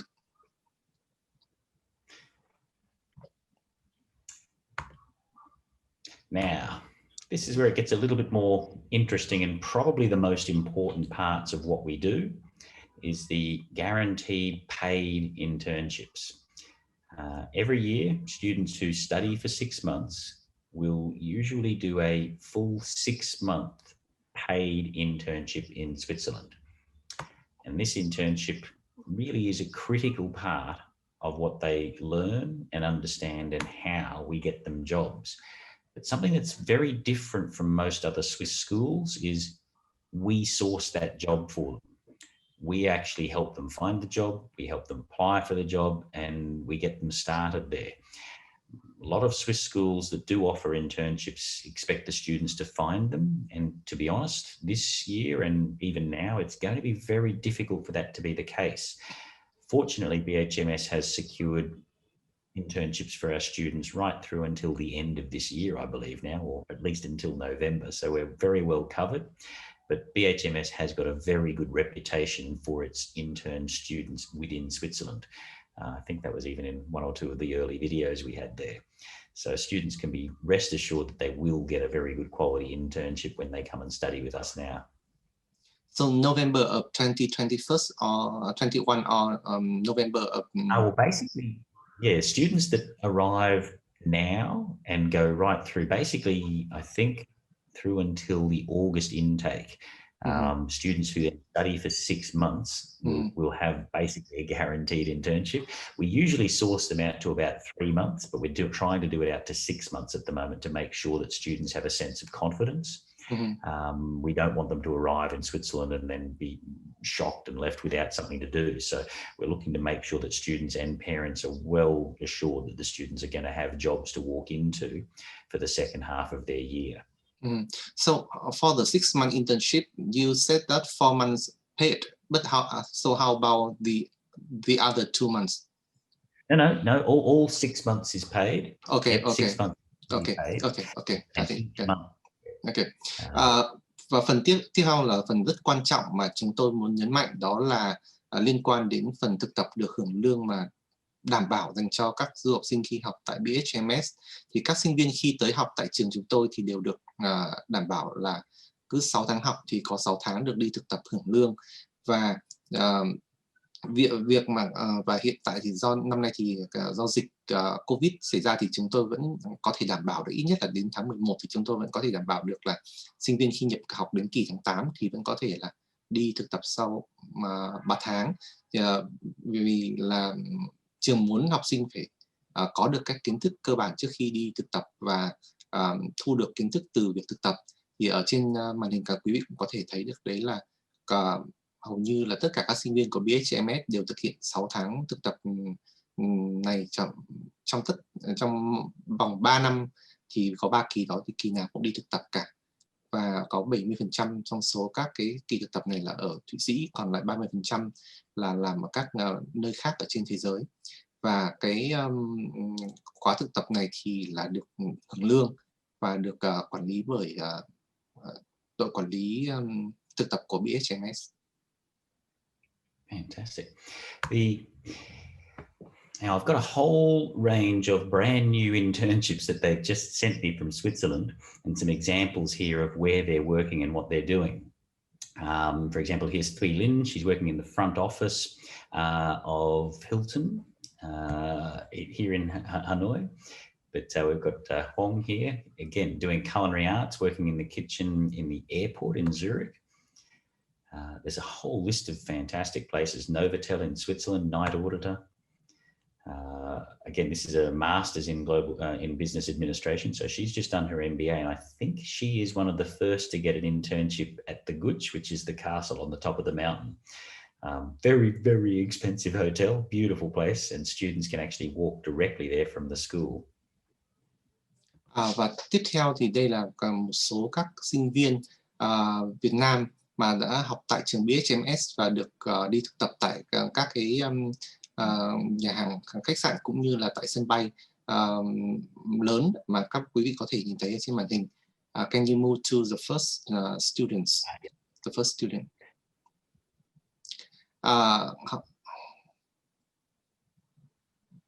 Yes.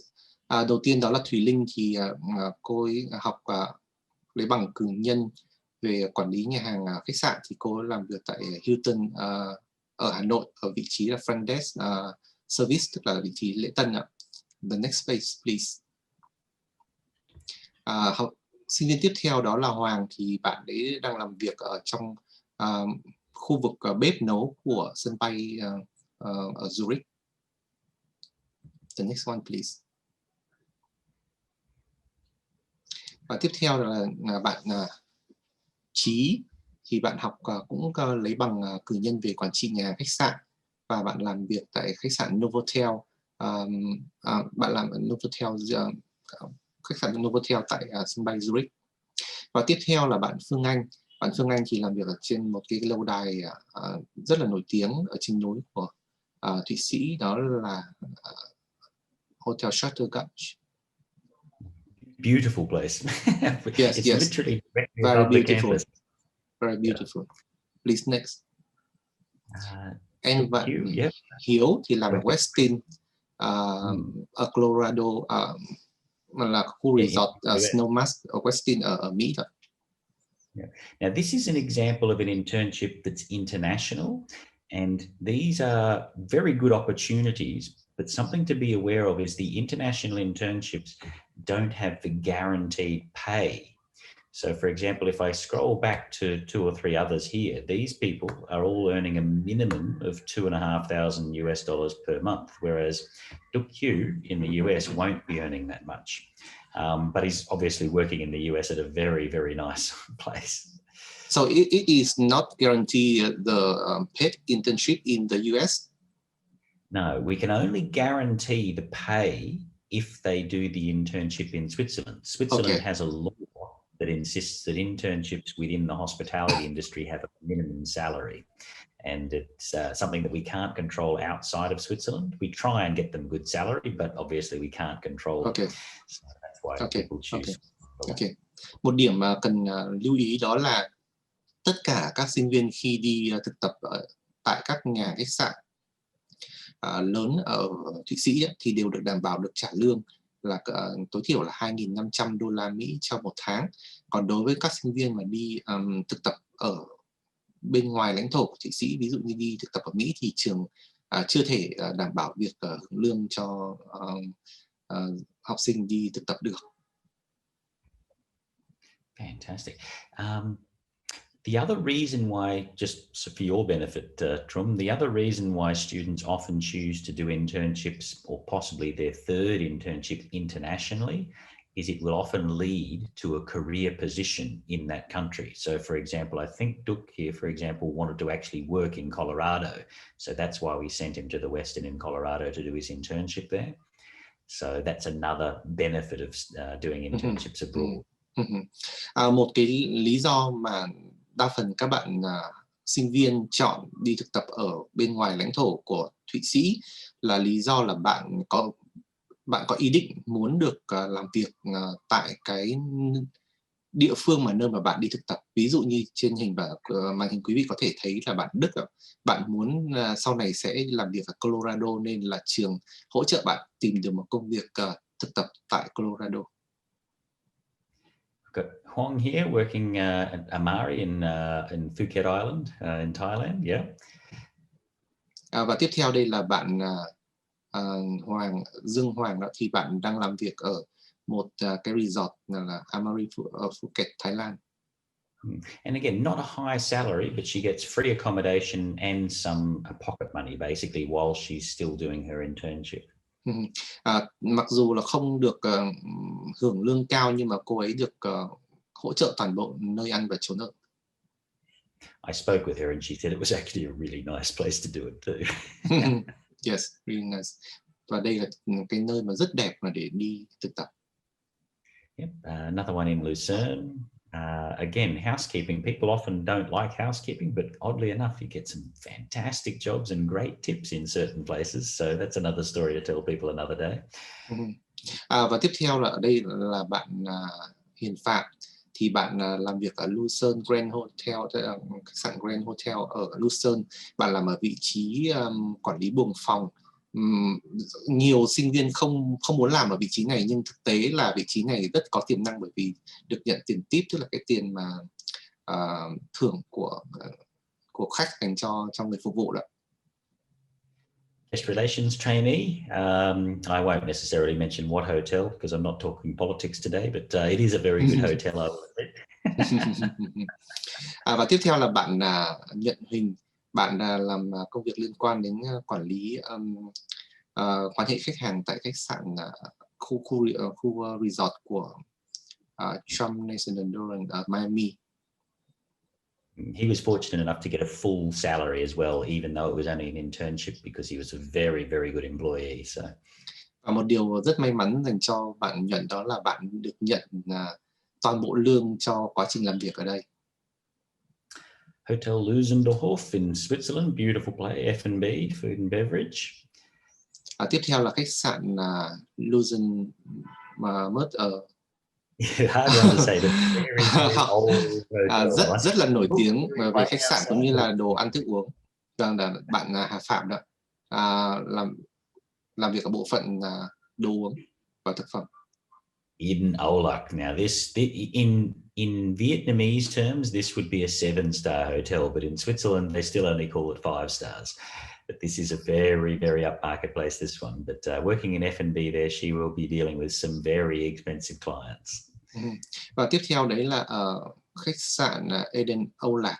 Thì với cái khách sạn nếu ở Việt Nam thì các bạn sẽ gọi nó là khách sạn 7 sao, nhưng đối với chúng tôi ở Thụy Sĩ thì chỉ là khách sạn 5 sao thôi. Và đây là bạn Giang Nguyễn, bạn làm việc ở bộ phận thực phẩm và đồ uống. Chuyên okay. Sorry, yeah, I'm skipping through them for you, but again, we do quite a lot of things into Dubai and to the UAE. It's a very, very good place to develop your career quickly because they tend to promote people through the ranks if they do very well. And I'll show you an example of that later as well. Và đây tiếp theo là Dubai ở các tiểu vương quốc Ả Rập, thì đây cũng là một địa điểm rất tốt dành cho các bạn để đi thực tập bởi vì là cái cơ hội nghề nghiệp rất là cao. Sheraton Hotel Hanoi, familiar, I would imagine to many. Sales and marketing, but a good place to start learning. You just mentioned Melia, right? Yeah. và các địa điểm ở Hà Nội, bao gồm khách sạn Melia. Yep, that one there, I think. But again, Hotel Continental Zurich, F&B masters in, that's doing an MBA, but he's doing an F&B traineeship there, which is interesting. So this is an older gentleman who's finished his master's in business administration, so looking at moving into general management, but still doing an F&B traineeship because he wanted to focus on his language skills. So. Tiếp theo là bạn Dương Đặng, thì bạn Dương Đặng đang thực tập tại khách sạn Continental Zurich ở Thụy Sĩ. Thì bạn này cũng là một du học sinh lớn tuổi, vì bạn đang theo học khóa thạc sĩ và bạn thực tập tại khu vực thực phẩm và đồ uống, bởi vì bạn muốn trau dồi thêm kỹ năng về ngôn ngữ. Fantastic. Yep, another one, Dolder Grand, beautiful hotel. We should get into the real jobs fairly soon, I imagine. Here we go. I wanted to put one slide in just to demonstrate the progression of internships for students. This girl was from the Philippines and wanted to work in human resources and wanted to do it internationally, but she didn't have the skill set. So if you see the first, she worked in F&B service during her first traineeship. The second traineeship, she worked in front office because she developed her language skills well enough to do that. The third internship, we sent her to the US to do one in front office training in the US because she needed to get her English and her Spanish up to the level she wanted to. And then we found her a job working at Hilton in the UAE, in Dubai. And so that's an example of how students develop their internships to get to where they wanted to go. Và tiếp theo trên màn hình đây, quý vị có thể nhìn thấy lộ trình nghề nghiệp của một bạn du học sinh tới từ Philippines. Bạn này trước đây có cái background đó là về quản trị nhân sự đó. Thì khi bạn theo học tại trường thì bạn học năm đầu tiên thì tại Thụy Sĩ, và bạn thực tập ở trong lĩnh vực liên quan đến thực phẩm và đồ uống. Còn đến năm thứ hai thì bạn thực tập tại vị trí là front office, tức là cái vị trí lễ tân đó. Và đến năm thứ ba thì bạn đã đi thực tập tại Mỹ, và cũng ở vị trí lễ tân. Mục đích của bạn khi đi tới Mỹ để thực tập đó là để bạn nâng cao khả năng tiếng Anh cũng như là khả năng tiếng Tây Ban Nha của bạn. Và hiện tại thì bạn đã được nhận vào khu resort tại các tiểu vương quốc Ả Rập Thống Nhất ở vị trí là quản trị nhân sự. Fantastic. Now I think the rest of it is going to be postgraduate jobs, but beforehand, this is a fairly exciting little slide for parents to look at the very least. My boss likes to talk about ROI, return on investment, and really that's where students have to get a job. And we're very, very good at helping students find jobs. We don't guarantee it, but I think we've got one of the highest success rates of anybody in the world. Very few schools could claim 90% of their graduates are employed after graduation.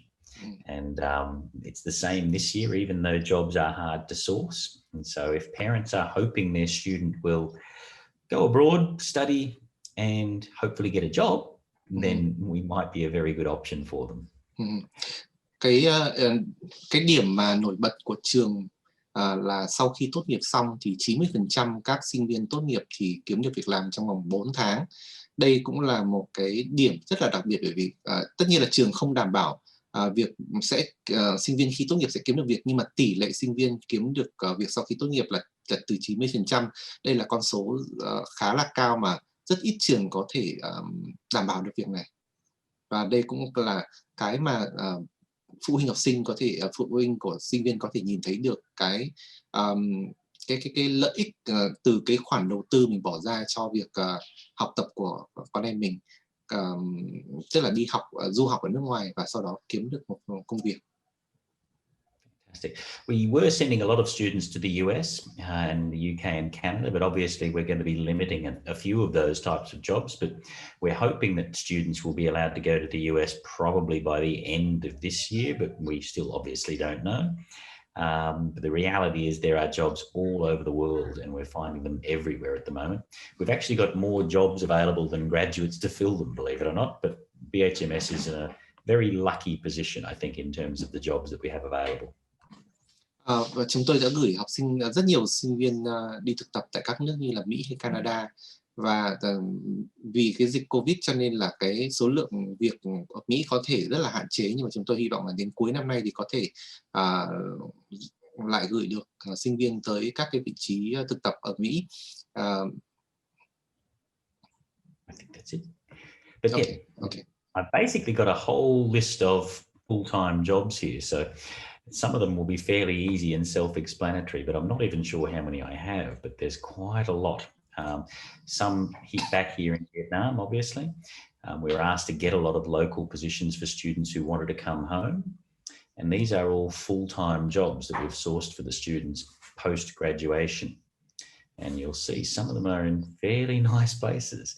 A number in Vin Pearl.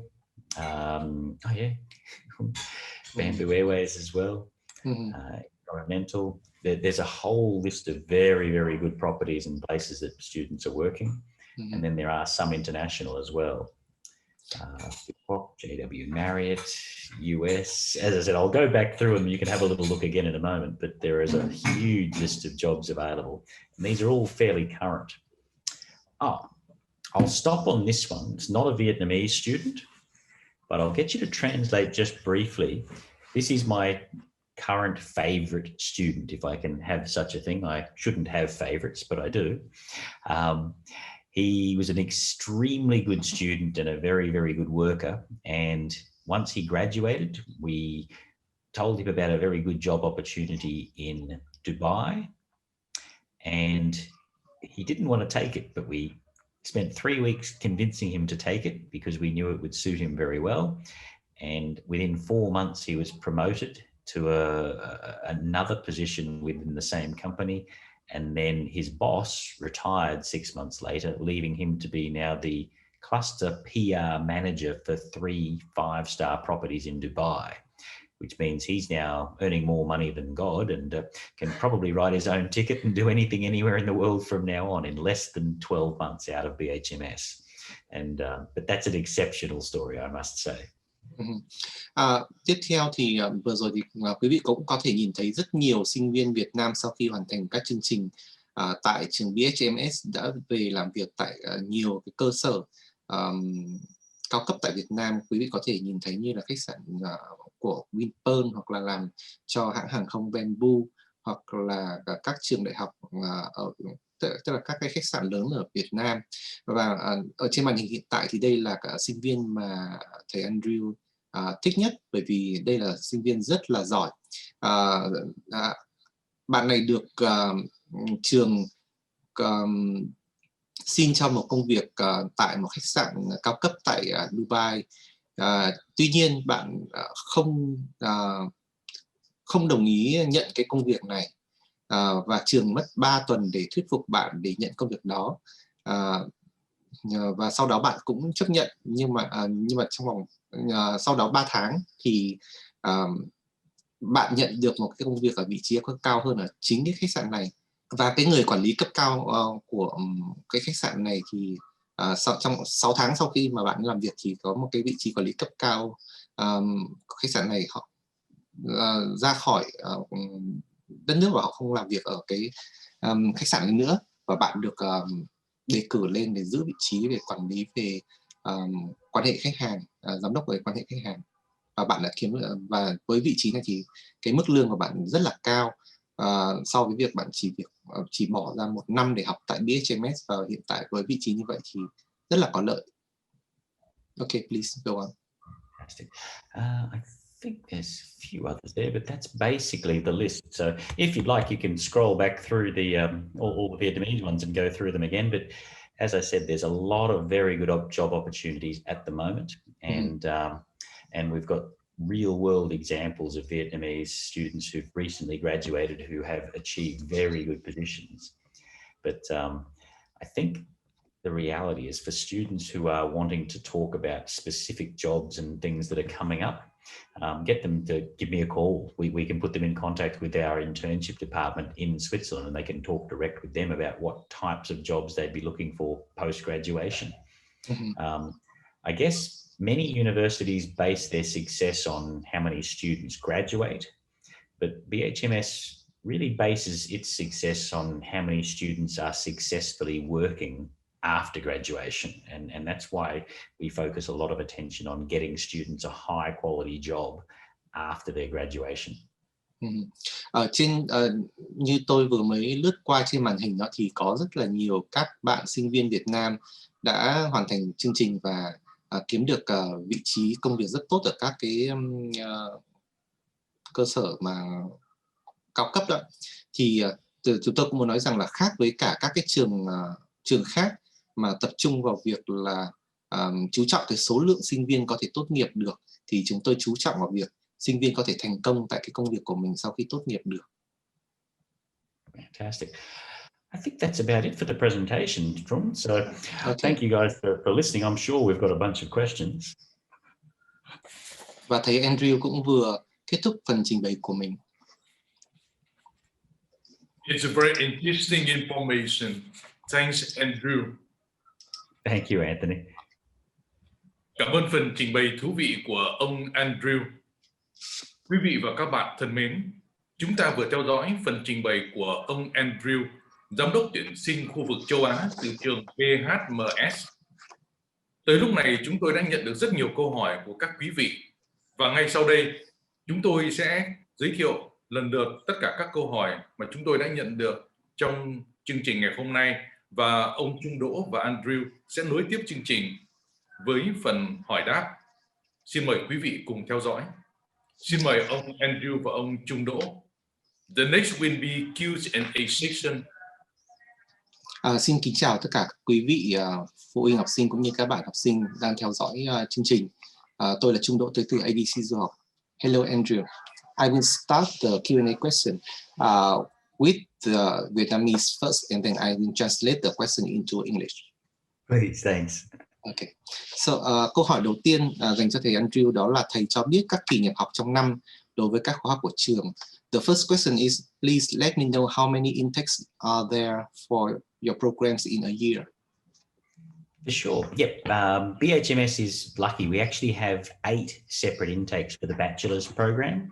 So students can start many times during the year. We've actually just had 2 very successful intakes, but we've got another one. Actually, they arrived yesterday, I think, or 2 days ago. So we've got another one coming up very shortly.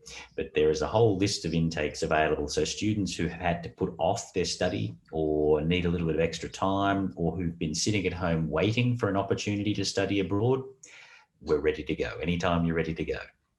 So how about the master?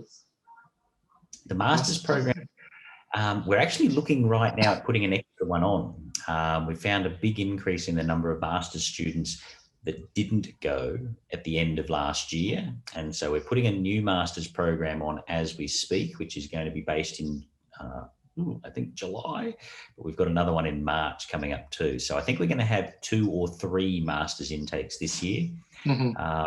Definitely 2, possibly a third, I think we're looking at right now, because intakes are getting a bit tight.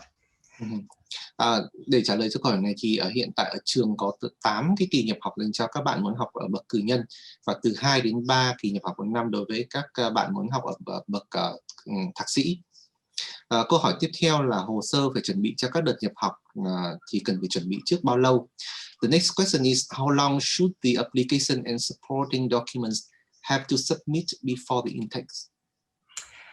It does vary from place to place and where you are, but in reality, Vietnam is actually doing very well in getting most of the documents and things sorted.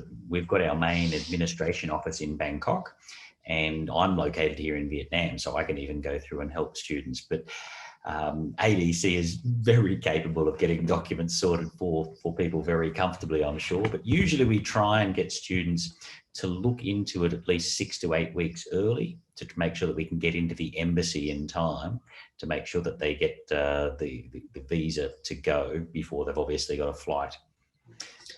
Câu trả lời ở đây là hồ sơ của học sinh thì sinh viên thì cần được chuẩn bị từ 6 đến 8 tuần để đảm bảo có thể đủ thời gian để cho các bạn xin visa. Câu hỏi tiếp theo là thầy vui lòng cho biết điều kiện và thủ tục đăng ký nhập học của trường như thế nào. Please let me know on admission requirements and its procedures. Really, it's not a huge drama to get most of the things done. We require essentially for students to have completed grade 12 and obviously to have some level of an English test. We usually require an IELTS exam or an equivalent. And for bachelors, it's typically only a 5.0. Students are normally required to then produce a motivation letter, which basically is a letter stating why they want to study in Switzerland, and usually stating that they're planning on coming home or at least studying abroad further. And beyond that, they usually need some sort of financial statement to prove that you can afford to study there. And typically, most students don't usually require results as such or test results, but we normally include those because it gives the teachers in Switzerland a bit of an idea what to expect. Do they have to provide the transcript? Usually no, unless they're transferring from another university program. Typically we can get the results and go from there, providing they've reached the right age and have passed their exams completing grade 12 or secondary high school. Okay. It's okay beyond that. Okay. Hồ sơ mà cần phải chuẩn bị để xin học tại trường B.H.M.S thì học sinh cần phải tốt nghiệp cấp 3 và phải có tham gia một cái kỳ thi tiếng Anh IELTS hoặc là một cái loại hình kiểm tra năng lực ngoại ngữ tương tự. Thì đối với các bạn mà để học ngoài chương trình cử nhân thì cần phải có điểm IELTS từ 5.0. Ngoài ra thì các bạn còn phải viết một cái thư nguyện vọng, trong đó các bạn nêu rõ lý do tại sao các bạn muốn sang Thụy Sĩ học, tại sao các bạn muốn học cái ngành này và kế hoạch của các bạn sau khi học xong là gì. Bạn có thể là về Việt Nam hay bạn học tiếp tục một cái chương trình nào khác. Và ngoài ra bạn có thể còn được yêu cầu cung cấp các giấy tờ về tài chính để chứng minh rằng bạn có đủ khả năng tài chính để theo học tại Thụy Sĩ. Câu hỏi tiếp theo là em có cần phải học tiếng Anh thi lấy điểm IELTS trước khi đăng ký nhập học không? The next question is a little bit overlap with the previous one. Please, do I need to have IELTS score in advance if I wish to enroll to your B.H.M.S? So how about the entrance requirements for master degree? Typically the master's degree is higher. We usually require an IELTS 6 for the master's degree and potentially even a 6.5 for the MBA. The MBA is pretty intensive work and we can't really afford any time spare at the beginning to improve English language. They have to get stuck straight into it. Okay. Đối với điều kiện về điểm tiếng Anh thì như câu trả lời trước đây của thầy ấy, thì đối với cả bậc cử nhân thì học sinh cần phải có 5.0 IELTS khi mà sang học ở cấp độ cử nhân. Còn đối với bậc thạc sĩ thì ở chương trình thạc sĩ thông thường thì cần phải có điểm IELTS 6.0 và đối với chương trình MBA là chương trình quản trị kinh doanh thì cần phải có điểm từ 6.5 trở lên thì mới vào học cái chương trình này. Câu hỏi tiếp theo là trường có yêu cầu làm bài kiểm tra tiếng Anh để ghi danh tại B.H.M.S hay không? The next question is, do you require to do an English test to enroll at B.H.M.S? Kind of, but not really. As long as they've got the IELTS test, usually I'm stuck with giving an interview online with somebody to find out if they really can speak English, and I'm doing it across many different countries. But fortunately, I'm based here in Vietnam at the moment, and so for Vietnamese students, often I can actually visit them or even come and visit their parents' home and go through and help them with any English issues that they might have. But typically, most Vietnamese students now, their English level is quite good compared to what it was a few years ago. And I'm sure ADC have got some fantastic English centres they work with as well. So, but yes, we do usually do some form of test, but normally it'll be something, often with me, I'll actually be the person doing the test with you. So does that mean, is it required or not for the student who don't have the IELTS score? If they don't have an IELTS score and they're going into a postgraduate position, then we make them do an online English test, which is basically the test podium score. They can do that for free online on our website, or they can opt for an interview with myself. And we do actually have some preparatory English courses that we can offer students to help them get into the visa interview stage if necessary. But as I mentioned, I'm sure you guys can organise that kind of thing just as well as we can. So how about the undergraduate level? Undergraduate level, basically we require IELTS. IELTS, okay. Realistically, it's very difficult not to do it with an IELTS test. During COVID, there was the need to do it with an IELTS online or a mock IELTS test, which I was performing, and we managed to get those through. But ideally, now that the IELTS centres are open again, we're hoping most students will be able to at least attain a 5.0 for the bachelor's program. Câu trả lời của thầy đây là đối với bậc cử nhân ấy, thì sinh viên bắt buộc phải có điểm IELTS 5.0 để được chấp nhận vào chương trình học. Bởi vì còn đối với bậc thạc sĩ thì nếu trong trường hợp mà sinh viên không có điểm IELTS thì sinh viên phải làm một bài kiểm tra ở trên website của trường miễn phí, hoặc là tham gia một buổi phỏng vấn với thầy Andrew để thầy xác định xem là mức độ tiếng Anh của học sinh có thể tham gia được cái khóa học thạc sĩ đó hay không, hay là phải tham gia cái khóa học chuẩn bị về ngôn ngữ trước khi để vào cái khóa chính, cũng như là được luyện thêm về mặt ngôn ngữ để xin visa.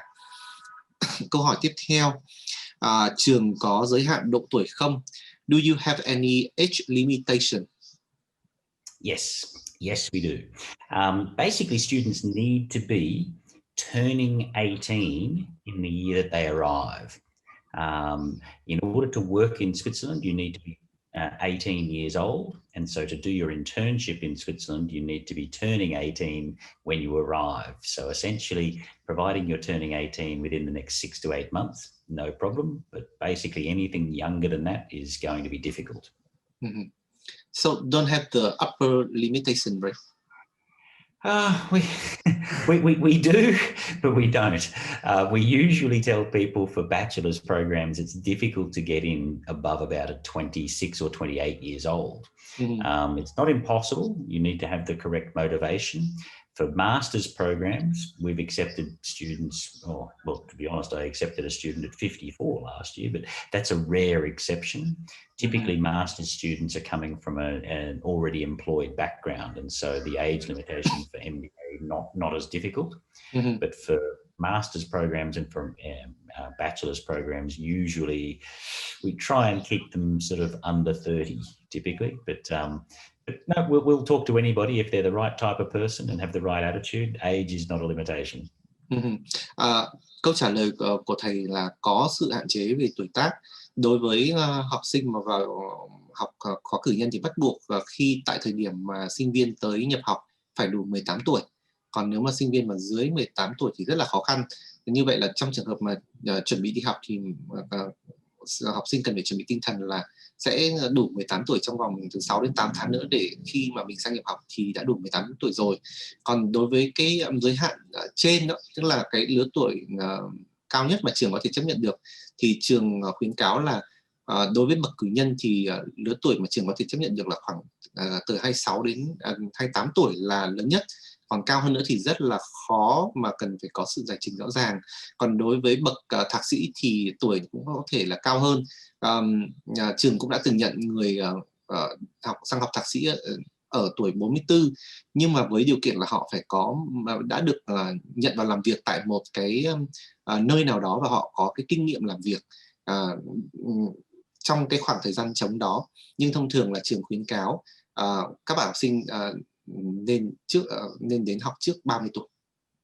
Câu hỏi tiếp theo là hiện tại em đang học năm thứ 2 tại cao đẳng du lịch ngành quản lý nhà hàng khách sạn.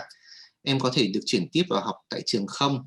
The next question is, I'm currently starting the second year of the Tourism College of Restaurant and Hotel Management. Can I be transferred to your school? Absolutely, you can. We're doing a lot of that worldwide, actually. and transfer programs. We're looking at accepting credit from many courses. And did you say the Hanoi College of Tourism? Yes. Yeah, I think I've visited them recently, but yes, we are definitely accepting students from second year there. There's a number of programs here in Vietnam which are very good in terms of the hospitality course. And so we would look at obviously the transcripts and the results, but most of the time a second year student would transfer into our second year. So do 2 more years in Switzerland, and they would quite possibly come out with not just the 2 degrees from Switzerland and the UK, but they may also come up with a degree from the university back here at home, depending on the transcripts and the mapping. So we can look at all sorts of interesting credit options now. Để trả lời cho câu hỏi của bạn, thì trong trường hợp của bạn khi bạn học năm thứ 2 của trường cao đẳng du lịch, ví dụ như trường cao đẳng du lịch Hà Nội chẳng hạn, thì trường sẽ nhận chuyển tiếp cho bạn. Ví dụ như bạn học năm thứ 2 thì bạn có thể sang trường và học được nhận vào năm thứ 2 của trường B.H.M.S. Bạn sẽ học nốt 2 năm để lấy bằng cử nhân của trường B.H.M.S. và một bằng cử nhân của một trường tại Anh Quốc. Và tùy thuộc trong trường hợp mà bạn đang học một trường đại học nào đó ở Việt Nam mà bạn chuyển tiếp sang học ở B.H.M.S. thì bạn có cơ hội nhận tới 3 bằng cử nhân, một của B.H.M.S, một của trường tại Anh Quốc, và có thể là cái trường mà bạn đang học tại Việt Nam tùy thuộc vào cái thỏa thuận chuyển đổi tín chỉ, chấp nhận tín chỉ giữa trường B.H.M.S với các trường đó. Câu hỏi tiếp theo là xin thầy cho biết chi phí khóa học của AN như thế nào và bao gồm những gì? The next question is what do the total school fees include and what is the structure of fee structure?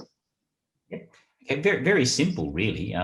We try and be as open or as transparent as possible. I'm a parent as well, so I understand what it's like sending somebody abroad and giving them a whole pile of money and then ringing up the next day going, please, I need some more. So we try and avoid that. So our fees basically cover everything.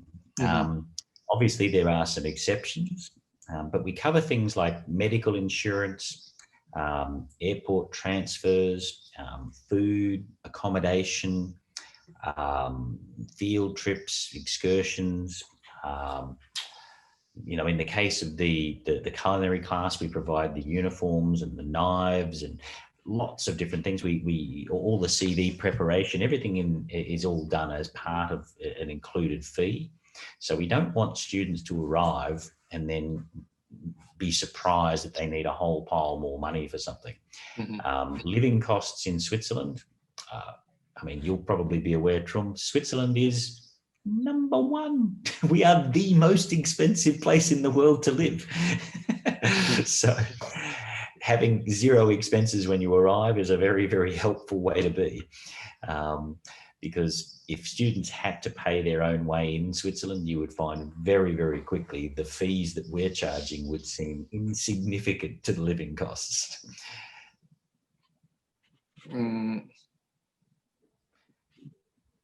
How about the tuition fee and the... Yep. So basically everything is covered. Tuition, accommodation, food, insurance, transport. Really the only things we don't pay for are the telephone bill, private travel and gifts, obviously, and boyfriend and girlfriend. You got to look after those 4 things yourself. But everything else is pretty much paid for. So can you reveal the roughly the total amount for the tuition fee and accommodation? Yeah, usually the first year of the bachelor's degree, you're looking at 33,500 Swiss franc, which, don't ask me in Vietnam Dong, that's very difficult. But yes, essentially 33,500 for the first year, and 34,000 for the next year, and 35,000 for the third year. Okay. We are, however, offering some pretty good scholarships at the moment, particularly for some Vietnamese students. And if anyone's interested in coming early this year, I have a couple of scholarships available in the March intake, which could be a little bit more appealing as well. But we don't usually discuss scholarships outside. We prefer people come and talk to us direct about that, because we need to make sure the student is serious. But there are some very good offers available. And I believe at the moment, if you looked at the value of what we're offering in terms of accommodation, tuition, and the postgraduate placement, etc., I think BHMS is one of the best value schools in Switzerland as well. We're definitely not the most expensive, and I don't think we're the cheapest, but I think we're very on par with a very good value scale of what people get out of it, which is why I think most of the Swiss schools are struggling a little bit at the moment, whereas we're actually putting on more intakes. We're getting a greater number of students than we expected. But I think we've been very fortunate during this time too. Okay. Câu trả lời ở đây là về mặt chi phí học tập cũng như sinh hoạt thì ở Thụy Sĩ là một quốc gia thuộc diện có chi phí đắt nhất thế giới. Còn nếu như xét về tổng chi phí ăn ở cũng như học tập thì trường sẽ thu các cái phí mà bao gồm có như là học phí, ăn ở, bảo hiểm, sách vở, rồi đồng phục cũng như là các cái dụng cụ dùng để cho học tập thì trường cung cấp hết.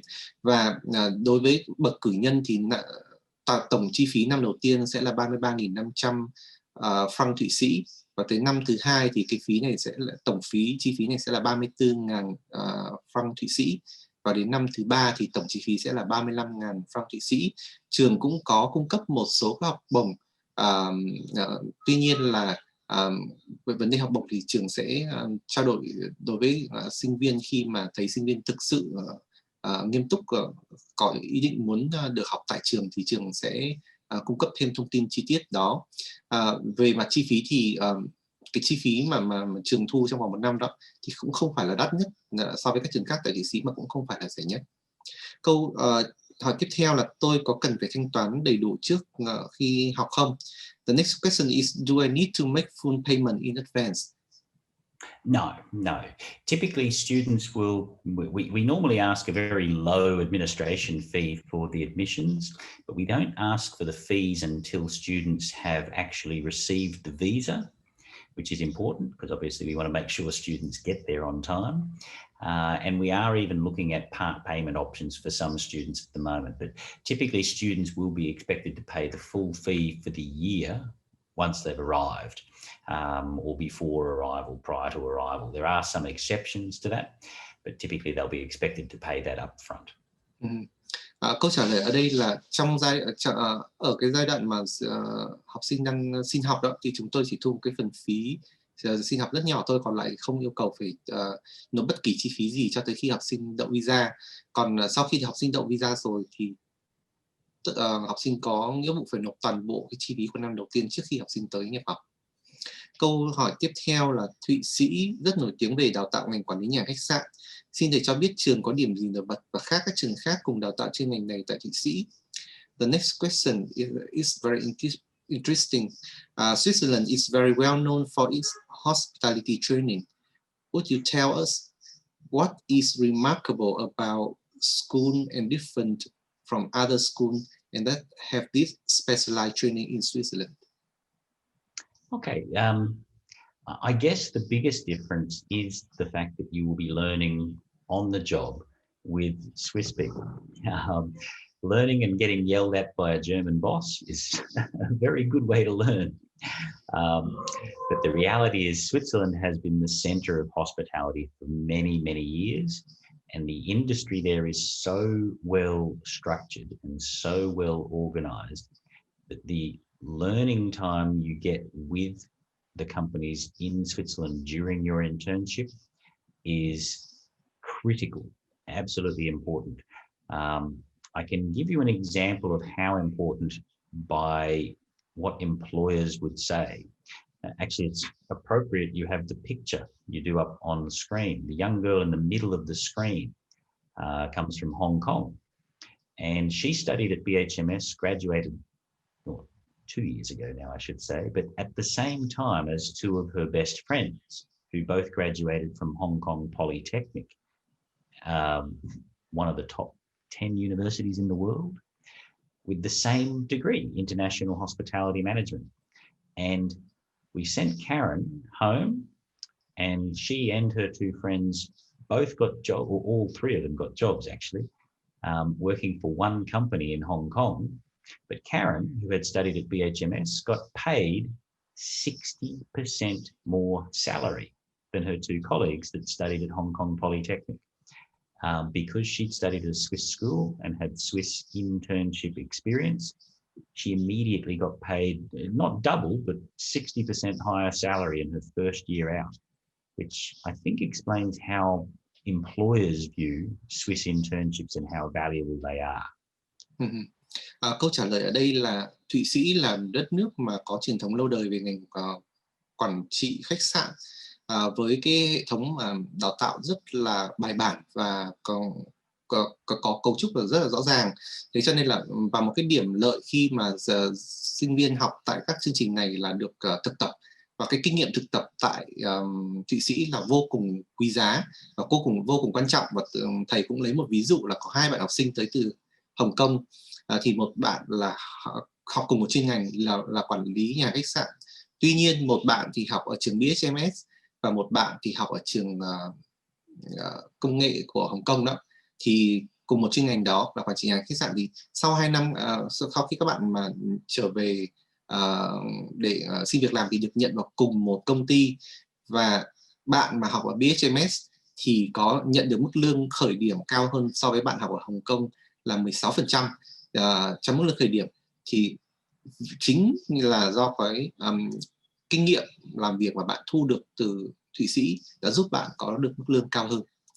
Câu hỏi tiếp theo là em có thể học quản trị kinh doanh mà không học quản trị nhà khách sạn được không? The next question is, can I study business administration without studying restaurant and hotel management? Can, but only really if you're doing the master's degree. The master's degree and or the MBA, no problem at all. If you're planning to start the bachelor's degree from year 1, you will be doing some hospitality training. Not a great deal, but you will be doing some. We use hotels and hospitality to underpin the business teaching. Plus, if you don't have some form of hospitality training in your studies in Switzerland, you don't get the option for an internship. That's a Swiss law, which is one of the other reasons why we include a little bit of hospitality training in all of our courses, so that we are legally allowed to operate and offer internships within Switzerland. Câu trả lời ở đây là bạn chỉ có thể không phải học các môn học liên quan đến quản trị nhà khách sạn nếu bạn tham gia vào khóa master, như là khóa thạc sĩ về quản trị kinh doanh. Còn lại tất cả các chương trình khác như chương trình cử nhân về quản trị kinh doanh thì các bạn cũng sẽ phải học một số môn có liên quan đến quản trị nhà khách sạn, bởi vì trường sử dụng các môn liên quan đến quản trị nhà khách sạn như là một cái tri thức dùng để cho các bạn liên quan đến việc các bạn quản lý các cái công ty kinh doanh của các bạn sau này. Và một điều rất quan trọng là các bạn phải được học các môn học liên quan đến quản trị khách sạn, như vậy thì các bạn mới có cơ hội để đi thực tập tại các nhà khách sạn nổi tiếng ở tại Thụy Sĩ cũng như trên thế giới. Câu hỏi tiếp theo là trường có hỗ trợ em tìm việc làm sau khi hoàn thành chương trình học tại Thụy Sĩ không? The next question is will your school assist me in finding job placement after completing my education in Switzerland? Absolutely. I think that's one of our biggest points of difference, is we actively help source a real job for you after graduation. And not just after graduation, even 2 or 3 or 5 or even 8 years after you've graduated, if you're looking for a change in career, a change of country, a change of company, come back to us and we will help you source another position. We have an amazing alumni network. I'm actually looking for a job right now for a student who graduated 8 years ago and he's just come back to Saigon. Not sure where I'm going to put him yet, but I'll find a job for him, I'm sure. Câu trả lời ở đây là trường luôn hỗ trợ cho sinh viên tìm được việc làm, tìm việc sau khi tốt nghiệp. Ở đây chính là thế mạnh của trường, và thậm chí là sau khi bạn làm việc từ 7 đến 8 năm và bạn muốn thay đổi vị trí làm việc của mình, bạn hoàn toàn có thể quay trở lại liên lạc với trường để trường hỗ trợ cho các bạn tìm kiếm được công việc ở vị trí tốt hơn. Và thầy cũng lấy một ví dụ về một học sinh đã tốt nghiệp được khoảng 8 năm và quay trở lại, hiện tại làm việc ở Sài Gòn, thì cũng liên lạc với trường để nhờ trường hỗ trợ. Câu hỏi tiếp theo là trong thời gian học em có được phép đi làm thêm không? Trường có hỗ trợ em tìm việc không? The next question is, can I work part-time while I'm studying? Does B.H.M.S. support me to find it? No. Very simple. No. You won't have time. Firstly, because the study is pretty intense. The 6-month study period is fairly intense. But secondly, you're not legally allowed to work part-time during the study time. In Switzerland, there's no part-time work for students. The internship, which is full-time work and paid, will more than make up for it. I probably should mention for you, Trum, that students usually, after all of their expenses, will save somewhere between $10,000 and $12,000 every year from their internship. And often that money will go back into their parents' account to help pay for the second or third year. So it is something to be aware of. Nearly half of your fees can get paid back if your student or your son or daughter wishes not to spend it all in Switzerland. So it is quite a good opportunity for students to get some money back for their parents or return some of the investment. Okay. Câu trả lời ở đây là làm thêm trong thời gian học tại Thụy Sĩ là không được phép theo quy định của pháp luật tại Thụy Sĩ. Sinh viên chỉ được phép làm việc toàn thời gian trong thời gian thực tập và được trả lương, chứ không có làm việc bán thời gian, tức là việc làm thêm đó. Bởi vì là trong cái thời gian mà 6 tháng mà học chính thức của một năm đó, thì chương trình rất là căng, cho nên là sinh viên phải tập trung toàn bộ thời gian vào việc hoàn thành cái 6 tháng học này. Còn lại thì trong thời gian mà thực tập được hưởng lương đó, thì cái thu nhập mà các bạn có thể nhận được có thể từ 10 đến 12.000 đô la Mỹ, đủ cho các bạn trang trải chi phí của năm tiếp theo tại Thụy Sĩ, hoặc thậm chí là nếu mà bạn không ăn tiêu gì thì có thể gửi tiền được về cho gia đình nữa. Câu hỏi tiếp theo là mức lương mà em có thể kiếm được khoảng bao nhiêu tiền trong một tháng? Liệu em có đủ tiền trang trải các khoản học phí và ăn ở không? The next question is related to the previous one. How much money can I earn in a month?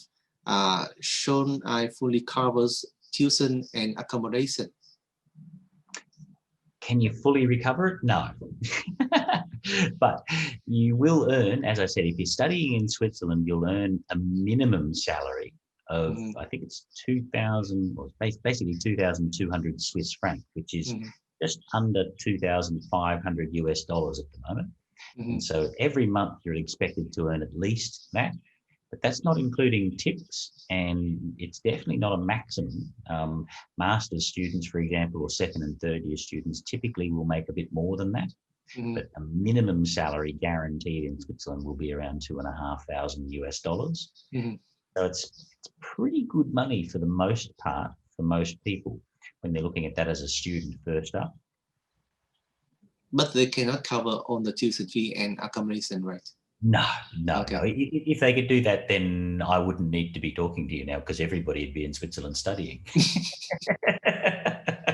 you wouldn't be sitting there, Trum. I'd be over there too. I might be there with you. I'd be doing bachelor's degree every 3 years. Okay, got it. Câu trả lời ở đây là việc làm thêm ấy thì học sinh có thể kiếm được ở Thụy Sĩ thì quy định mức lương tối thiểu dành cho sinh viên khi mà đi thực tập ấy là 2.300 franc Thụy Sĩ, và khoản tiền này tương đương với khoảng 2.500 đô la Mỹ. Và đối với các sinh viên mà đang học chương trình quản trị kinh doanh MBA thì cái mức lương của họ nhận được có thể cao hơn. Tuy nhiên ở Thụy Sĩ thì cái khoản tiền đó không thể đủ để trang trải toàn bộ cái chi phí học tập và sinh hoạt tại Thụy Sĩ được. Câu hỏi tiếp theo là nếu em bị ốm, có ai đó giúp em đi bệnh viện không? The next question is, if I get sick, is there anybody to assist me with a doctor visit? Oh, absolutely. If anything does go wrong, we've got an amazing medical system. Literally from the moment you walk off the plane, you're covered for medical insurance. And if there are any issues, my first thing to say is just contact the front desk, and they'll tell you what to do. But we have emergency numbers, doctors available. There's a 24-hour reception desk if needed. But basically, if you feel at all unwell, tell somebody and we'll get it sorted out as quickly as possible.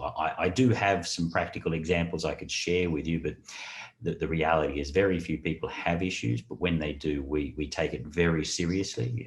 Our students are the most important part of our school. We need to make sure they're healthy and safe, otherwise they can't study. So it's very, very important to us to make sure that they are both healthy, safe and looked after all of the time. Câu trả lời ở đây là trong trường hợp học sinh bị ốm thì học sinh hoàn toàn có thể là liên lạc với lễ tân tại ký túc xá hoặc là nói với ai đó ở xung quanh mình thì sẽ được hỗ trợ để thăm khám, bởi vì là cái chi phí mà chi phí khám chữa bệnh này là đã được bảo hiểm chi trả ngay từ khi bạn bước chân lên trên máy bay để bay tới Thụy Sĩ rồi. Và và các cái địa điểm phòng khám thì nó rất là gần ở trường, cùng trên con đường thôi, cho nên là các bạn không cần phải lo lắng gì. Và cái dịch vụ mà nhận hỗ trợ các bạn tại khu vực lễ tân của ký túc xá là 24/7, tức là 24/24 đó, cho nên là bất kỳ lúc nào các bạn cảm thấy không khỏe hoặc bị ốm thì các bạn đều có thể thông báo, bởi vì cái nhiệm vụ của trường là phải giữ cho các bạn được mạnh khỏe thì các bạn mới có thể học tập được. Câu hỏi tiếp theo là tình hình dịch Covid-19 hiện nay tại Thụy Sĩ và ở thành phố Luzern thế nào? Nhà trường có những biện pháp gì phòng hộ và bảo vệ sinh viên tới học?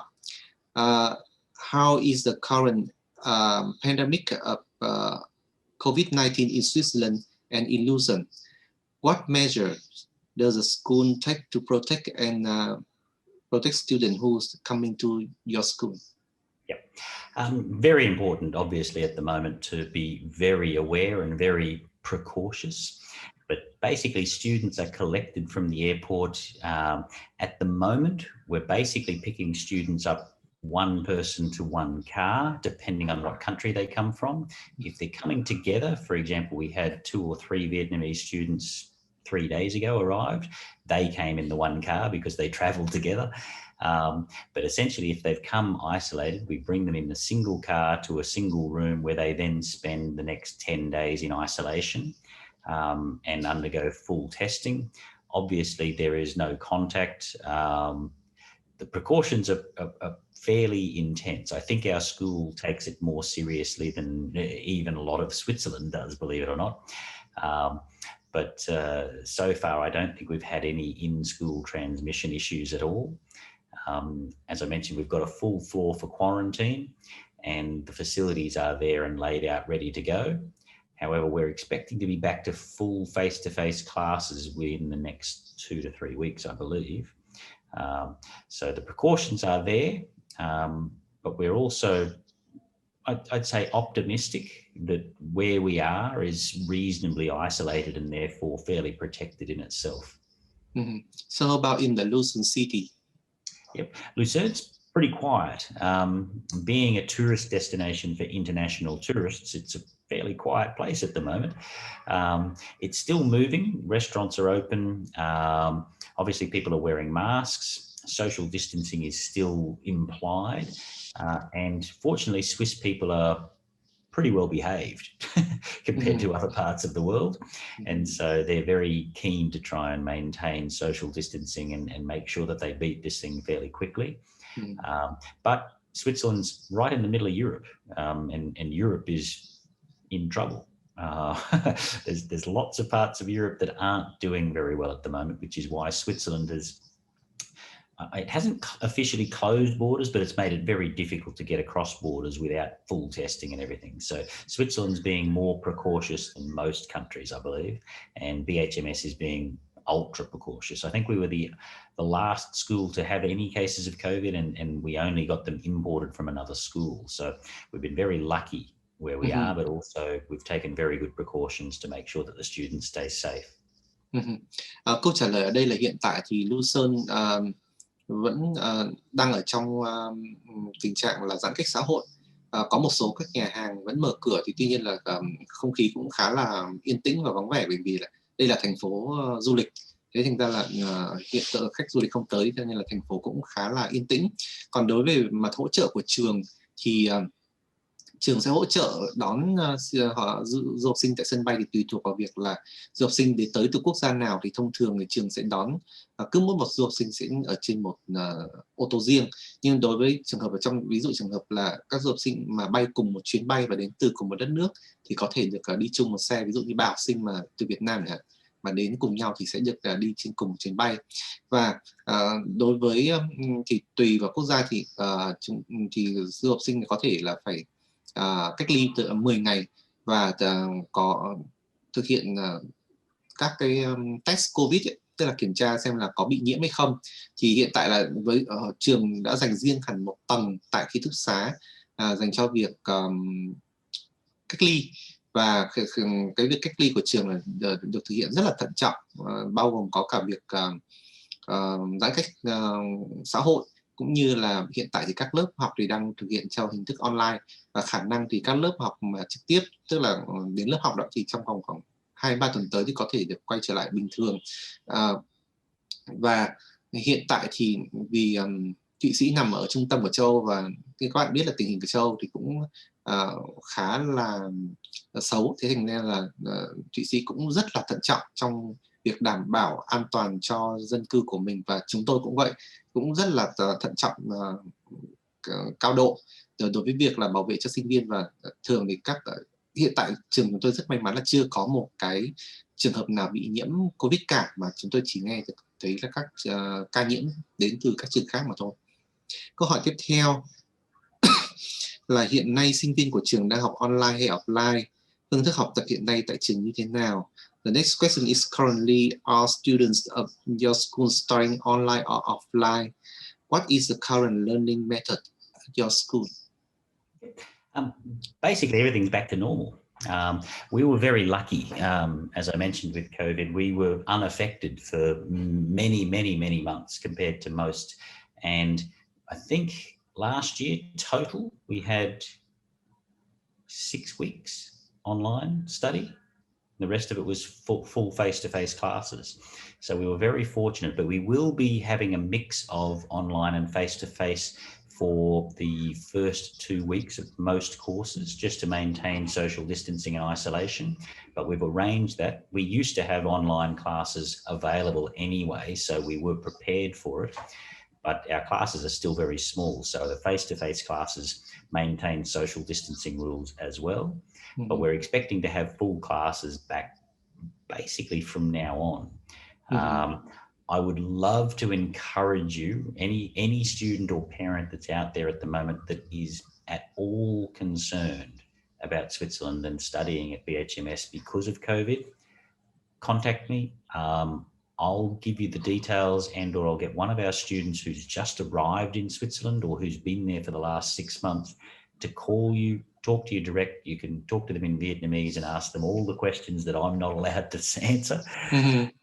And get the real truth direct from a student who's sitting there at the school at the moment. And we'd be more than happy to do that. The students that are there are quite happy to do that as well. I think we saw a video earlier of Ngop from Quang Tri. I spoke with her just before this session, but she was actually going out on a snow skiing trip, so I couldn't get her to come online here. But that's how worried she is. She's going on a snow skiing trip this weekend. So Lucerne's, it's not as bad as a lot of people would imagine. Câu trả lời ở đây là hiện tại thì trường cũng đã trở lại trạng thái bình thường rồi. Tuy nhiên trường vẫn duy trì cái việc là vừa có lớp học online và offline. Thì trong năm vừa rồi đó thì rất may mắn là trường chỉ có 6 tuần là phải thực hiện toàn bộ là online thôi. Còn lại sau đó thì các lớp học đều trở lại, nhưng mà ở chế độ giãn cách xã hội. Tức là một số lượng nhỏ sinh viên đến lớp, còn một số lượng thì sẽ học online. Và trường thì yêu cầu các sinh viên sẽ phải học online trong vòng từ 1 đến 2 tuần đầu tiên cho mỗi một môn học. Và trường hy vọng từ bây giờ trở đi thì cũng có thể dần sẽ trở lại, tất cả các sinh viên đều có thể tới trường để học được. Còn thầy cũng muốn nhắn nhủ tới các sinh viên còn đang có mối bận tâm hay là lo lắng về việc là tình hình Covid ở Luzern hiện tại đang như thế nào, có ảnh hưởng đến việc học tập hay không, thì có thể liên lạc trực tiếp với thầy. Thầy sẽ giúp các bạn kết nối với một bạn sinh viên Việt Nam có thể là vừa mới nhập học tại trường hoặc là đã học ở đó từ 6 tháng trở lên. Bạn sẽ cho các bạn biết, các bạn học sinh viên đó Việt Nam đó sẽ cho các bạn biết tình hình thực tế hiện tại ở Thụy Sĩ cũng như ở Luzern như thế nào và tại trường B.H.M.S như thế nào để các bạn có thể yên tâm trước khi mình sang học tại trường B.H.M.S. Câu hỏi tiếp theo là sinh viên đi du học Thụy Sĩ có phải phỏng vấn xin visa không? Will student who is going to study in Switzerland must have a visa interview? That's a good question. Yes, I think they do. In order to actually get the visa initially to get to Switzerland, they need to get to Ho Chi Minh City and do the visa interview with immigration there. We haven't had any problems recently. Fortunately, immigration and the preparation we put the students through before that is usually pretty good. But yes, they usually need to go for an interview at the embassy in Ho Chi Minh City first. Câu trả lời ở đây là có. Sinh viên khi muốn xin visa sẽ phải đi phỏng vấn tại đại sứ quán tại thành phố Hồ Chí Minh. Câu hỏi tiếp theo là làm thế nào để tôi nhận được thị thực du học Thụy Sĩ? The next question is, how can I get a student visa for Switzerland? That would be they'd come and talk to you, wouldn't they? I suspect the best way to do it would be to talk to ADC at the moment, but absolutely. Obviously, you need to have most of the things that we were talking about earlier. But if you're interested in studying abroad, then yes, getting a student visa is essential. But the best way to do that is to talk to a professional like the guys at ADC. So I'm sure Anthony can organize somebody for you. Okay. Câu trả lời thầy đây là việc liên quan đến xin visa Thụy Sĩ để du học đó. Thì quý vị vui lòng liên lạc với ADC vì ADC là đơn vị tư vấn có thể tư vấn cho quý vị rõ nhất về vấn đề này một cách cụ thể và chi tiết. Câu hỏi tiếp theo là mất bao lâu để có được visa du học Thụy Sĩ? Okay, the next question is also related to visa. How long does it take to get a student visa for Switzerland? Recently, it's actually been very quick, but usually we will say allow about 8 weeks to be safe. But recently, it's actually been much faster than that. But that's because the embassies are empty at the moment. So there's not a lot happening. But typically, I would encourage students, if they're looking at arriving, to try and get the visa sorted out probably 8 weeks beforehand, or get the visa interview 8 weeks beforehand to allow enough time if there's anything that goes wrong. You never quite know. Embassies can close the doors magically just for no reason at the last minute. So if you give a little bit of spare time and a little bit of leeway, it allows you to get through. Câu trả lời ở đây là thông thường thì cần phải mất khoảng 8 tuần để có được visa, cho nên là các bạn cần phải lưu ý để chuẩn bị trước, bởi vì là hiện tại thì sứ quán khá là vắng vẻ, thì có thể là thời gian xử lý có thể ngắn hơn, nhưng tuy nhiên cũng không thể biết được là tại bất kỳ thời điểm nào sứ quán có thể đóng cửa. Trong quá trình dịch thì sứ quán có thể đóng cửa bất kỳ thời điểm nào, cho nên các bạn cần phải chuẩn bị tinh thần về việc này và chuẩn bị thời gian để đảm bảo là xin được visa kịp để đi học. Câu hỏi tiếp theo là trong tình hình dịch bệnh tại châu Âu và trên thế giới, liệu sinh viên có thể nhập cảnh vào Thụy Sĩ để học tập được không? The next question is, in the pandemic situation in Europe and around the world, can students enter Switzerland to study? From Vietnam, absolutely. Vietnamese can go just about anywhere because Vietnamese are wonderful at the moment. Everybody loves Vietnam at the moment because there's no COVID here. Coming home, I don't know. Coming home from Switzerland, I expect you'd need to do a full 2-week quarantine. But going to Switzerland, no problem at all. At the moment, most countries do need to go into isolation or quarantine, but Vietnamese typically don't. But we are encouraging them to go into isolation or self-isolation for at least probably 10 days when they arrive, if they can. Just dependent for their own security and their own safety. So. Câu trả lời ở đây là hiện tại thì sinh viên mà tới từ Việt Nam đó thì vẫn được phép nhập cảnh vào Thụy Sĩ để học tập. Và vì Việt Nam là đất nước an toàn đối với Covid, cho nên là sinh viên từ Việt Nam thì theo luật pháp theo quy định của chính phủ Thụy Sĩ hiện tại thì không yêu cầu phải cách ly, nhưng trường vẫn khuyến khích sinh viên mà khi tới từ Việt Nam thì nên cách ly 10 ngày và để đảm bảo sự an toàn cần thiết. Tức là đấy là khuyến cáo của trường là như vậy, còn về theo quy định thì của chính phủ thì không bắt buộc. Câu hỏi tiếp theo là trường có bố trí ký túc xá cho sinh viên hay không? Có xa trường không? The next question is, does your school arrange dormitory for students? Is it far from the campus? No, basically, yes, we have accommodation. It's not a dormitory, it's a proper room. And so you have your own bed and your own bathroom and your own kitchen. And yes, we do provide it, and it is on campus. It's right there. Basically, you're within 5 minutes walk to class. So yes. Câu trả lời ở đây là trường có bố trí chỗ ở cho sinh viên. Về bản chất thì nó không hẳn là ký túc xá mà nó là nơi ở. Tức là các phòng đều có khu vực vệ sinh và khu vực bếp riêng biệt, và khu vực lưu trú dành cho sinh viên này thì chỉ mất có 5 phút đi bộ là tới lớp học. Câu hỏi tiếp theo là liệu có thể sống ngoài B.H.M.S, khu nhà ở sinh viên của B.H.M.S được không? The next question is it possible to live outside of the B.H.M.S student residences? It is. Usually first year students, we don't encourage that.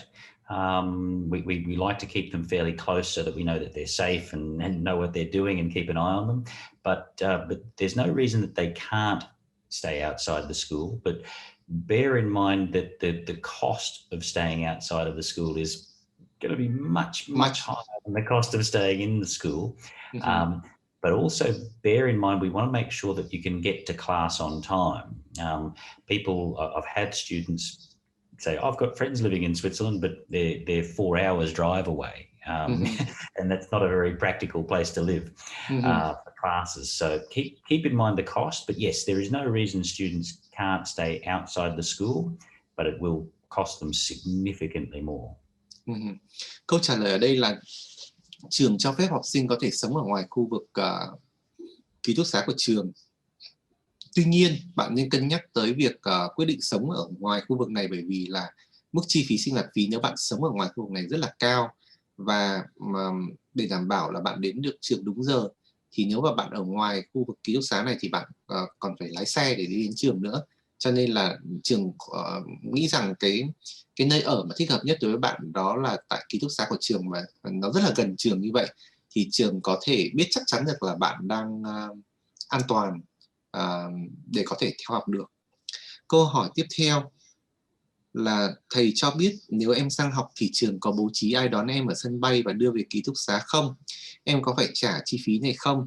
The next question is, please let me know about the airport pickup from the airport to your residence. If I come to study at your school, do I have to pay the pickup fee? No, of course not. No, we'll have somebody sitting there waiting for you with a lovely little sign that says B.H.M.S and waving it around. They feel very welcoming, but no, we've got drivers, and we actually will usually send cars now for each student as opposed to as a group.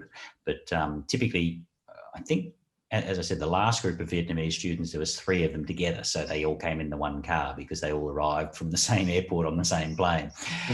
So we didn't need to isolate them. But yes, all paid for, airport transfers. Again, I can't believe some schools don't pick you up from the airport. But anyway, that's another story.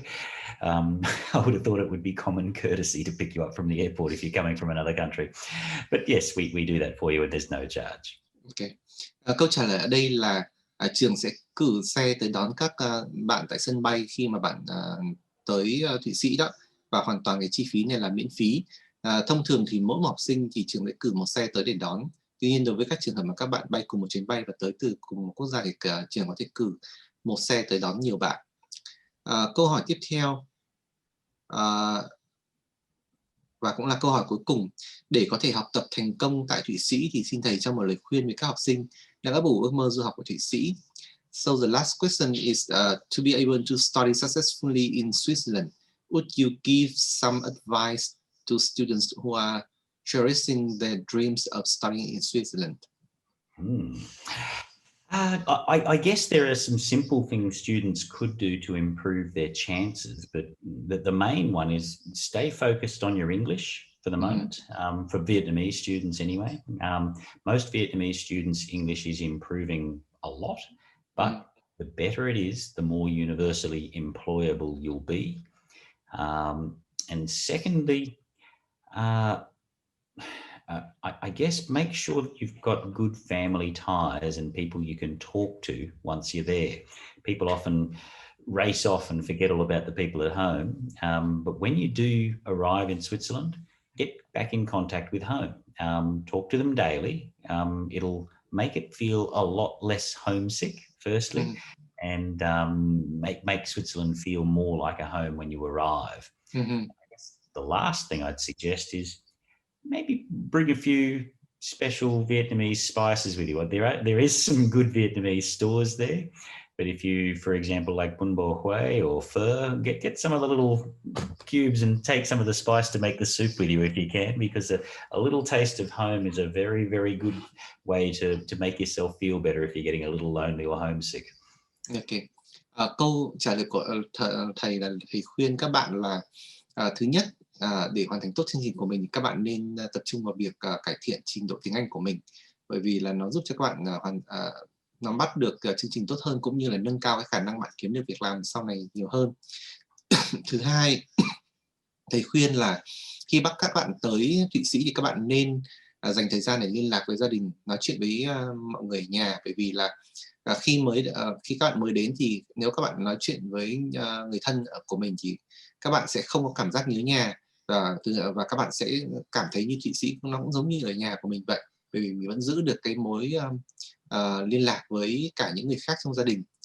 Thứ ba là thầy khuyên là các bạn nên mang theo một số cái gia vị của Việt Nam, bởi vì là có những cái món ăn, tất nhiên là ở Thụy Sĩ người ta cũng có nhà hàng mở bán những đồ ăn của Việt Nam, nhưng mà cái hương vị nó sẽ không thể như là ở Việt Nam được, nên thầy khuyên là các bạn nên mang một số gia vị như là để nấu, như ví dụ như bún bò Huế chẳng hạn, thì các bạn nên mang theo.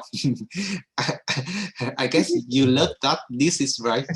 No mum dom, don't bring mum dom. Okay. Tức là thầy khuyên là không nên mang mắm đi, nhưng mà gia vị thì được. Won't let you on the plane. Okay. I just translated. Và đấy cũng là câu hỏi cuối cùng của ngày hôm nay. Thì this is the last question for the seminar today. Thank you for answering it. No problem. Thank you so much. I should say thank you to Anthony and ADC. Or I should say cảm ơn, really, shouldn't I? But a pleasure. Tạm biệt các bạn. Hẹn gặp lại chúng. Hopefully I'll get to see you again soon. Yeah, I hope so. Thank you very much. Thank you guys. So chúng ta sẽ quay trở lại với cả Mr. Tuấn Phạm.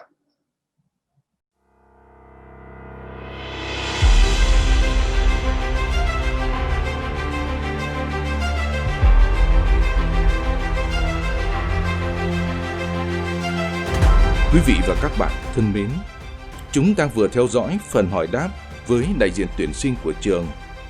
Phần hỏi đáp cũng đã khép lại chương trình hội thảo du học Thụy Sĩ trực tuyến, giới thiệu Trường Quản lý Khách sạn và Kinh doanh B.H.M.S. Thank you, Mr. Andrew, for your talkings with us today. Ladies and gentlemen, now it comes to the end of the seminar. Thanks for joining us. Xin đặc biệt cảm ơn ông Andrew, đại diện tuyển sinh từ Trường Quản lý Khách sạn và Kinh doanh B.H.M.S. đã tham gia với chúng ta trong buổi hội thảo ngày hôm nay. Xin cảm ơn các quý vị và các bạn đã tham gia buổi hội thảo này. ADC Du học tự hào là đại diện tuyển sinh chính thức của Trường Quản lý Khách sạn và Kinh doanh B.H.M.S. tại Việt Nam. Mọi thông tin chi tiết về trường và du học Thụy Sĩ được đăng tải trên website của ADC Du học www.adcduhoc.vn. Điện thoại liên hệ 098 650 1219, hotline 096 779 9588. Email adctuvấnduhoc@gmail.com. ADC Du học cung cấp dịch vụ tư vấn du học hoàn toàn miễn phí. Ngoài ra, ADC Du học còn hỗ trợ đăng ký nhà ở, đưa đón sân bay, bảo hiểm du học, du lịch, visa du học, du lịch, SIM thẻ điện thoại, hướng dẫn xuất nhập cảnh và nhiều hỗ trợ khác. Xin chào và hẹn gặp lại các quý vị và các bạn trong các hội thảo du học trực tuyến tiếp theo.